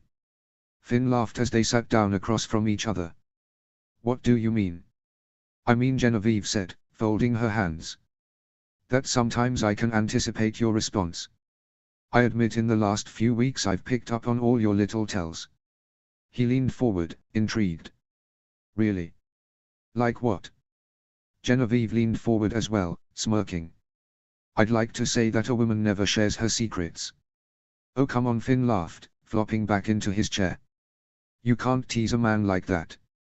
Oh I can and I will. Genevieve's eyes were glittering in the torchlight. Unless we make a game of it. One secret for another. He felt a flash of fear at that and faltered. Is frostbite still in effect? Yes, Genevieve said. She'd prepared for this conversation and her answer. She knew he'd ask that question. I'm curious, not cruel. For fun then. As Cliff would say, for funsies. Now, we didn't invite him to dinner. While I imagine a dinner with Cliff would be most amusing, I agree. So let's get food and let the game commence, shall we? Genevieve grinned, coming to stand. Finn followed her to the line where they heaped their plates high with meat pie, roast lamb, potatoes, and salad that was ornamented with freshly peeled oranges and walnuts. He inspected the oranges as they returned to their table. "You guys get oranges this time of year?" "We grow them actually," Genevieve said, setting down her plate and returning to her seat. "Haven't you seen the greenhouse?" Finn set down his plate with a small frown. "I haven't seen any greenhouses." She grinned with amusement. No, a building that has a lot of moisture where you can grow plants inside." "So, different than my mom's crocus that she forgot to water last year." "Yes," Genevieve laughed, then nodded to his seat. "Are you going to sit down?" "Once I return with drinks." "What would you like?" "Oh, right," Genevieve said, twisting to see the drink tables. "Ginger water with lemon and mint." Finn blinked. "Say what now?" "Ginger water with lemon and mint," Genevieve said patiently. "Don't tell me after a month here you haven't seen the infused water." He pursed his lips and slowly shook his head. "Jen, how many times do I have to tell you that we've got to communicate?" "We've never had that discussion," Genevieve stated, coming to her feet and taking his hand. "Come on, I'll show you." Who knew there'd be an entire bar devoted strictly to flavoring water? The Jatans kept getting weirder and weirder, Finn thought, as Genevieve instructed him on infusion water, which was basically any kind of fruit or spice or the like floating in water, which apparently altered the taste. Finn found water to be one of the more important things people should imbibe more often than not, but he'd never heard of flavoring it with fruit and such. Nonetheless, he forgot the other drink tables and got himself a cup of infused lemon raspberry water.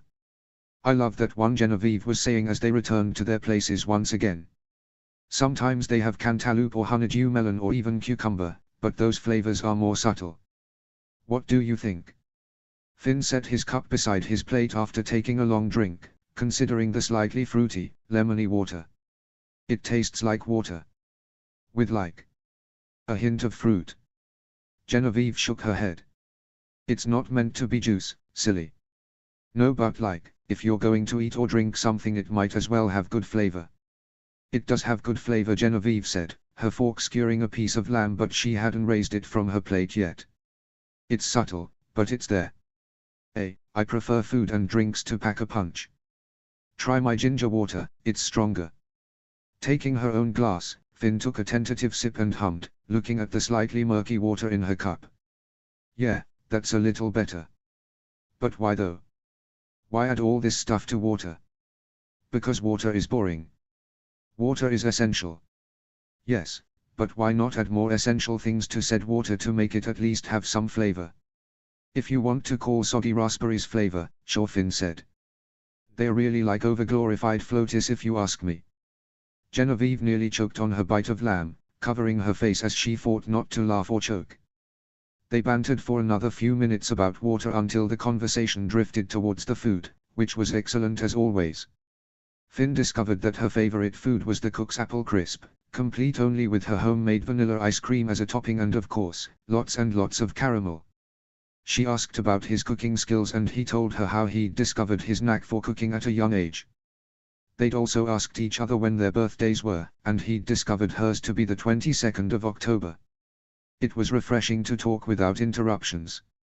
No dragons, no friends or family butting in, no work. Their table was conveniently stashed in a nook just behind a pillar, blocking them from a large portion of the whole as people talked and ate and laughed. A few men and women arrived with instruments and began plucking intermittently, tuning their instruments. They'd both managed to clear their plates and gather dessert, all the while not thinking about training or work or the various duties they both tended to. Finn remained transfixed on her, giving her his full attention as she spoke, unwilling to let anything else capture his attention. And he was pleased to see that she did the same for him.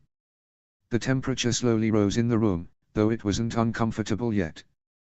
Genevieve glanced around at the steady plucking of a few stringed instruments nearby. Thuggery was also with the group, patting gently on a drum. "It's Tuesday. I wonder what they have planned." Finn tapped his lips in thought.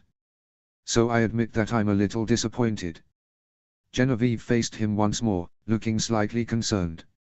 "All this talk about sharing secrets and games and we haven't even started yet." A relieved smile crossed her face and she relaxed. Well, since you brought it up, are there any particular secrets you'd like to share? Not particularly, Finn crooned. But if you ask one of the questions I'm sure you've got brimming beneath the surface, I'll consider answering it.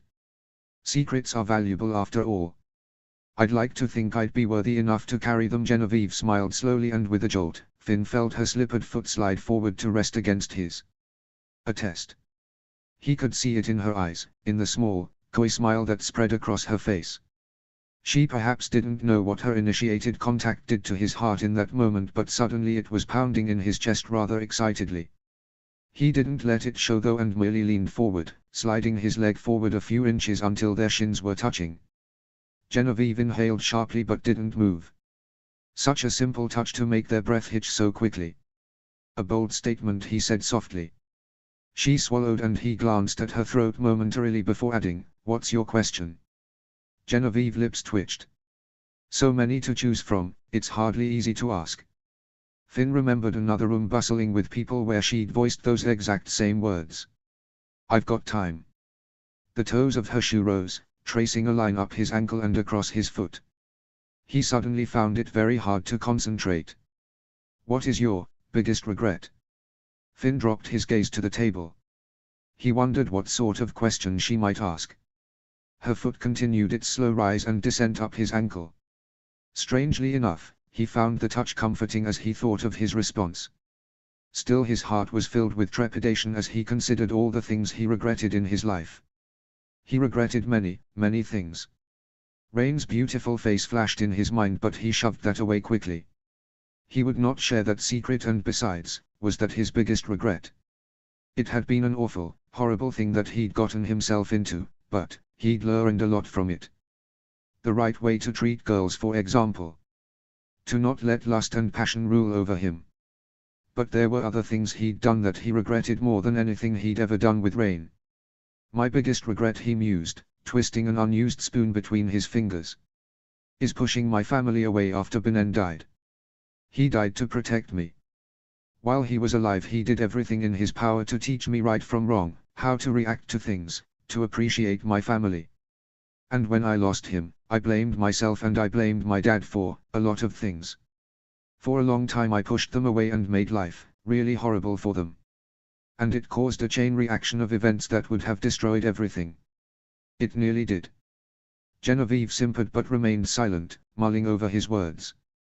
Her foot had stilled against his and he ached for it to start again. He took a steadying breath.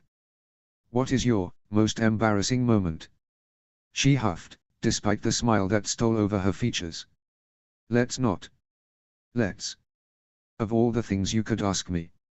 All right, Finn sighed, leaning back in his seat and gently sliding the toe of his boot up her ankle. Her eyes snapped back to his instantly and he barely restrained a smile. But I'll get that story out of you someday. Her eyes narrowed in challenge and suddenly Finn's breath hitched again when this time both of her feet slid forward, her calves pressed against his. We will see. Bold. She was getting bold. It was all he could do to hold still. Are you all right? Genevieve murmured, one of her feet sliding up his ankle and drifting across his calf. You seem distracted. Torchlight glittered off her earrings and he found himself staring at the gentle curve of her neck. A tiny voice inside his head told him to get a grip, look away, ask her a question, do something, anything to regain control of the situation, to cool the fire rushing through his veins. Instead, he cleared his throat. Well, I admit there's a certain girl who keeps stealing my attention. How tragic. Suddenly Finn found his question. Where do you see yourself in 5 years? He hadn't meant for the question to come out so blunt and quick, but he was grateful this time for his tactlessness. Genevieve's feet stilled beneath the table and the coy smile slipped away as she considered her answer. Gods, if she kept up with all that, he might just fly right out of his skin. Well, Genevieve said, sitting back in her seat as she thought. That's a little hard to say seeing as so many things have changed as of late. But I'd like to be married by age 22, perhaps have a baby by then. I guess it depends on who I end up with. She ended awkwardly, a blush rising to her cheeks at the spoken words. And say you were to meet someone, Finn hedged. From a faraway realm. Would leaving Jet ever be an option for you? Her eyes were unwavering. She seemed to understand that it was just a mere question, and yet. I've always wanted to see other lands. Perhaps if I visited his faraway land and came to see it as a second home, then yes. Finn nodded, satisfied. It was hard to consider where one would be in 5 years. And what about you? Genevieve asked, leaning onto her elbows. Where would you like to be in 5 years? Well, it all depends on when my dad retires, doesn't it? He grinned. I could be chief in 5 years. Or I could still be heir. When you're chief, she asked. What is one thing you'd like to accomplish? It didn't take long for him to think of his answer. He remembered the clanking of chains, the bitter cries of those who were malnourished or beaten. He saw the hopeless looks in the eyes of those who'd been held in captivity against their will, who'd been beaten down long enough for them to lose their will completely. He'd heard of the spread of slavery into the farthest reaches of the archipelago. He'd witnessed it. He'd lived it. Finn laced his fingers and leaned toward her. End slavery in the archipelago. Genevieve froze, as if he'd poured a cup of ice water on her. He held her gaze and waited for her to speak. It took a moment for her to shake off the shock, though it was still in her eyes. How? Why? This, he wasn't sure how to explain. He didn't want to go into details.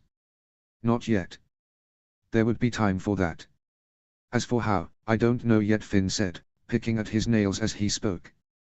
But some of the villages, some of our allies even, have slaves. They participate in the slave trade. What they do to people is disgusting and horrible, and I don't know how much I can do, but I do know that the day it comes knocking on my door, it'll be too late. So the sooner we act on it, the better. These were things he'd thought about for countless months, things he'd never voiced out loud. But now that he'd said them, they rang true in his heart and mind. It was logical. Now that he considered it, he should maybe ask his dad about it. Genevieve seemed momentarily perplexed. I had no idea you had such a passion for slaves. Benin was a slave. The words were out before he had considered them. He was. My dad freed him. Finn's gaze returned to the table and he found himself picking at his nails in agitation. He forced himself to stop and continued, we brought him to Burke and he lived a very happy life. And you hope to aid other slaves in his honor? Yes. A flicker of shame rose in his chest. It wasn't a lie. Benin was one victim of thousands, millions perhaps. But so was he. Finn didn't have the heart to tell her that story yet. He wasn't sure how she'd react, what she'd say or do. While their relationship was still so new, so tentative, he didn't want to squash it too soon. Genevieve exhaled heavily, but there was nothing fearful, nothing mocking or scornful in her gaze as she said, that's a lofty goal, but an honorable one. Grateful, he smiled and nodded. Suddenly, a Jatan in the circle of musicians shouted a brief countdown before a quick jig began in the center of the room. Finn looked over in surprise as people cheered, dozens of people already running to the center of the hall. He smiled in amusement as people began to dance and clap in time with the beat. Then, he realized Genevieve was out of her seat and grabbing his hand. I love this song. Come on. Finn was halfway out of his seat, being pulled along by her hand, when he realized what she was doing. She was leading him toward the middle of the hall, toward the throng of dancers. He slammed his heels into the floor and nearly pulled her off her feet. Oh no, that's okay. Genevieve laughed and pulled his arm. Oh come on, it's fun. He shook his head, looking at all the people dancing in intertwining circles, their arms rising and falling for people to go under and continue the lines. It was complicated and confusing and embarrassing. No, you go. I'll watch. You will most certainly not. Genevieve huffed in amusement. You can't tell me that you're too good for dancing. Finn felt himself go red. Actually, I've never danced before. Genevieve gaped. What? Oh, but it's easy. Nothing about that looks easy. That's because you've never done it before. All you have to do is follow the lead of the people in front of you. No, General. Why not? Genevieve was positively grinning as she stepped closer. You're not afraid, are you? Finn looked away, finding their abandoned table very appealing by comparison of those dark, pleading eyes. Who knew? Fearless Finn is afraid of dancing. I'm not afraid. Finn scowled, looking back at her fiercely. I just don't dance on principle. Aha! Genevieve nodded teasingly, biting her lip and stepping impossibly closer. 2 fingers crept up his chest and he suddenly found he couldn't look away. Dance with me, Finn. He swallowed hard. I don't. Sure, she whispered, hooking her fingers in his shirt and dragging him forward. Just follow my lead and it will be fine. You might even have some fun. Though he felt ridiculous and unmanly in every way, he allowed her to slowly drag him toward the center. He didn't want to do this, there were people watching from every direction and location. He hadn't planned on this at all. But he saw the excitement in her smile as she took his hand and pulled him along, and realized that if he yanked his hand from hers and stubbornly returned to the sidelines, he might damage the little bit of progress they'd made. If he couldn't lower his pride and acquiesce to her request even for a few minutes, at least try something that she enjoyed, then what was he other than selfish and proud? Love was unselfish. Love was making sacrifices. Love was trusting. Did he like Genevieve enough to give her a few minutes of his time, to do something she enjoyed? For the last month they'd gotten to know each other, they'd almost entirely been in his realm. Dragons and training and weapons and fighting. That was his territory. He flourished there. This was her territory. One of the few places in her sheltered life she'd been allowed to be free and joyful and spontaneous. And she wanted to share that with him. A new feeling bloomed in his chest at the thought and he stopped resisting the pull of her hand. He still felt awkward walking through the crowd. He had the distinct impression that multiple eyes were on him, waiting for him to mess up. But Genevieve stopped in the center of the crowd of dancers, her eyes alight with humor. It'll be harder for people to see you from the middle. Finn barely restrained an eye roll. Jen, I'm taller than most people. She blinked in surprise and made a small sound that sounded like oh. He couldn't help the laugh, even as the jiggy music stopped. The crowd finished the dance and clapped. Finn shook his head, panicking when people began to break off into pairs as the next piece of music began. Jen, I don't know about. Relax, Genevieve said calmly. She took his hand and placed it gently on her hip before taking his other hand. She set her other hand on his shoulder. Just keep your eyes on me. That wasn't too hard, Finn thought bleakly as he recalled how beautiful she was tonight. Gods, he very well might die tonight of overexposure and... Relax, Genevieve said again, tapping the back of his hand with her thumb. He relaxed his grip and, with a thrill of fear and surprise, he had his first dance lesson. Little did he know, he was a natural. It made sense, really. He was a natural-born leader. Dancing had a lot to do with leadership. There were of course times he stepped on her toes or he'd lose the tempo, but it wasn't long until he was trying to direct them. Patterns and equations. That's what dancing was. Finn was good at patterns and equations. Logic. Assertive decision-making. He'd make a fine dancer, Genevieve was determined to see it through. For his first dance lesson, he did very well. She knew the redness in his cheeks and neck was due to embarrassment, but it soon faded when he focused on the dancing. She quickly told him to not look at their feet. That was the natural inclination, to look down. But in truth it distracted from the beat and it was harder to memorize the step-by-step parts when you were looking down and trying to force yourself to do things. So he focused on her instead. His blue eyes were unwavering on hers as they weaved slowly and gently through the crowd. As she expected, no one paid them any attention. No one threw comments their way. She had no doubt that there were likely people in the audience taking notice, but as always, she didn't care. She didn't dare bring it up either. She couldn't ruin his concentration on the easy dance and honestly, the way he was staring at her made her feel slightly breathless.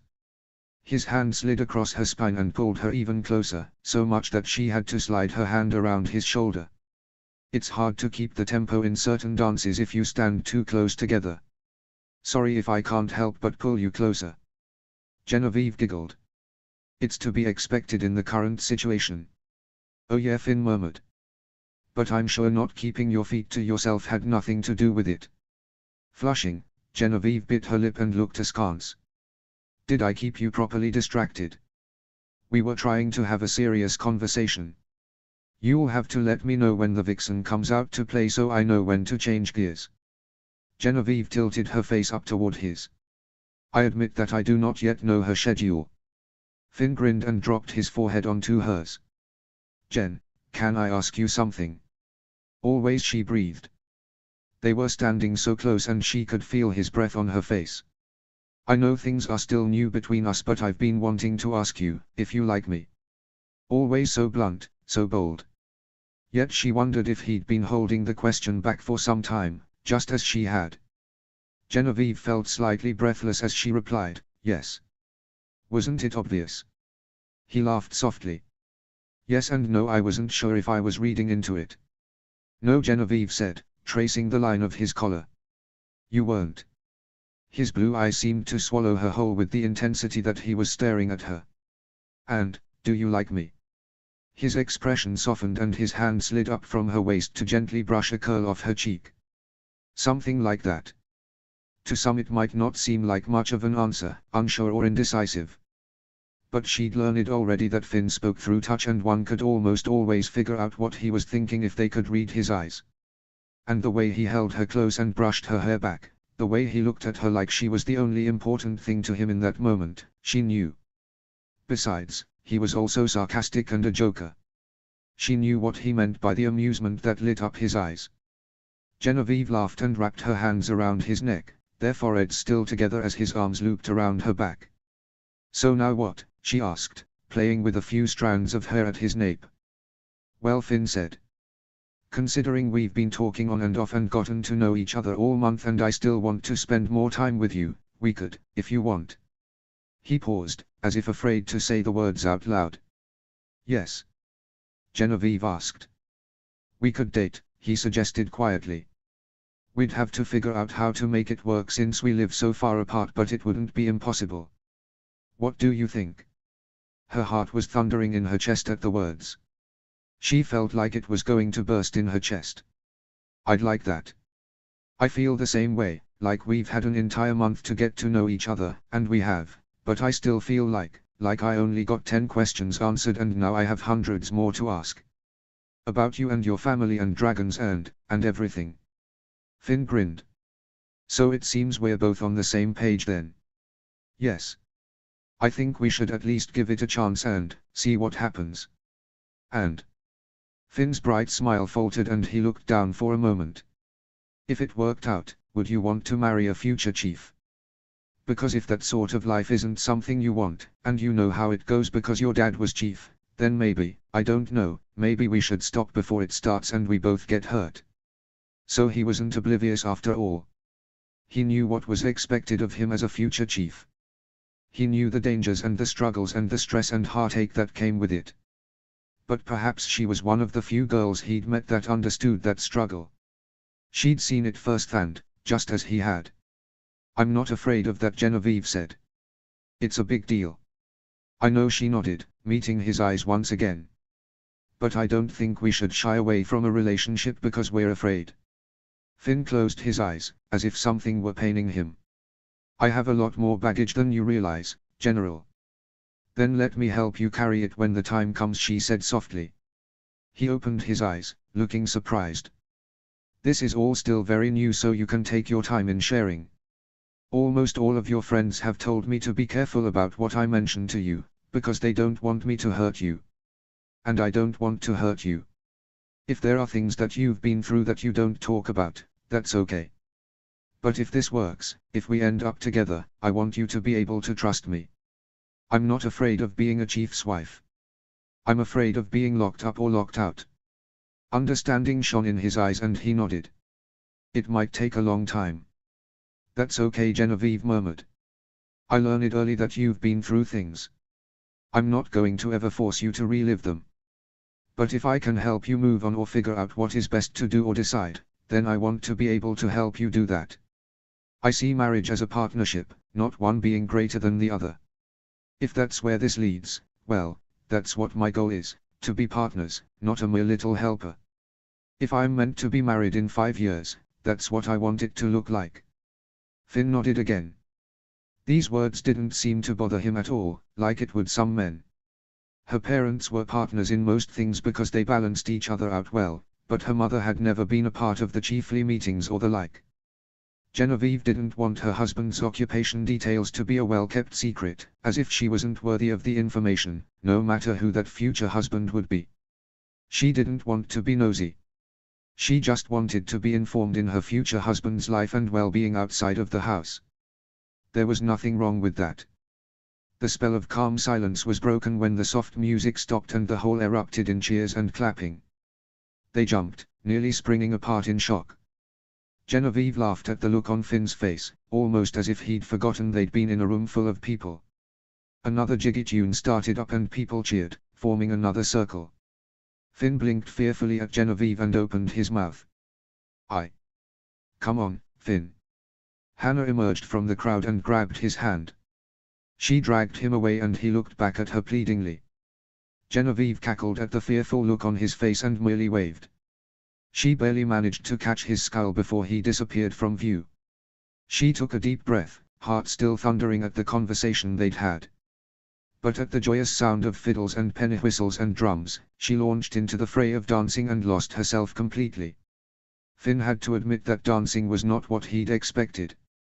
He'd maybe thought that it would be fraught with couples spinning around the room one by one for the entire audience to watch. It was nothing like that, however. Much to his chagrin, Hannah had dragged him away from Genevieve, and thrown him right into a line of people. He'd had to throw his arms around the shoulders of people he didn't know to his left and right as they walked, legs and feet doing some kind of jiggy dancing. He was momentarily panicked in his confusion but soon found that Genevieve was right. It wasn't as hard as it looked and he quickly caught on to the pattern. Even the merging lines of circles of people that intersected didn't seem as complicated. Arms rose when the time came to allow the next person to continue forward. With the fast beat of the instruments at the head of the hall and the near-constant laughter and cheering of the villagers, Finn easily forgot his embarrassment. He didn't know any of the people around him and he didn't care. But it was some time before they stopped with a flourish of cheers. The music continued however as the circles broke ranks, people pairing off to do small dances throughout the room. Finn was momentarily shaken by the difference, standing alone in the center of the room. But there was little time to feel awkward because he heard a chorus of cheers. A dozen girls broke apart the crowd, taking the center stage to embark on a series of tapping their feet and heels. Finn was unsurprised to see Genevieve at the front, throwing a smirk his way. He crossed his arms and smirked, waiting to see what she could do. Genevieve grinned and as the instrumentalists picked up the beat, the girls launched into a fast-paced dance of heels and knees. Their feet and heels flew in what seemed to be all directions, so fast Finn could almost not follow it. He stared up at Genevieve in shock and her face broke into a dazzling smile. The villagers clapped in time with the instruments and tapping of the girls' shoes. Cheers rose up as people in the crowd began to dance once more and a few of the girls abandoned their tap dance. Finn couldn't help it. His gaze darted to her torso as he watched her dance, entranced. She caught his stare and his gaze snapped back to hers. He didn't hold back the lingering stare this time. He didn't want her dancing over there anymore. He wanted her over here. Genevieve's dark eyes flared and she abandoned the dance, running forward and grabbing his arm. He dug in his heels as she tried to pull him away to who knew where. He yanked her back toward him and they nearly collided. She caught his shoulder in her palm with a look of surprise, but at the look on his face and the hand he wrapped around her back, she gave him a playful smile. She pulled him into a spin, wrapping her arms around his neck, and despite the rise and fall of the music and the clapping, Finn only had eyes for Genevieve. They spun faster, his arms banded around her waist until Genevieve planted her feet suddenly and brought him to a halt right as the music stopped. Cheers erupted around them, praising the dancers and instrumentalists. Finn was panting and grinning, but he still stared at Genevieve. She beamed up at him and slowly released her hold on his arms. See? That wasn't so bad, now was it? Finn laughed. All right, you win. That was fun. That was fun, he says. Genevieve threw up her hands to make air quotes. Not, that was exhilarating or eye-opening or such, just fun. Please excuse my lack of proper response at the moment, Finn said, trying to catch his breath. With her dark eyes bright and pale skin flushed, he suddenly had a thought, and with reckless abandon he took her hand and dragged her through the still clapping crowd. I admit I'm a bit distracted. Genevieve laughed and followed, trotting to match his pace. She seemed to follow his train of thought and grabbed her coat. Finn didn't want to put his on, he was so hot from the dancing and the rising warmth of the hall, but he forced himself to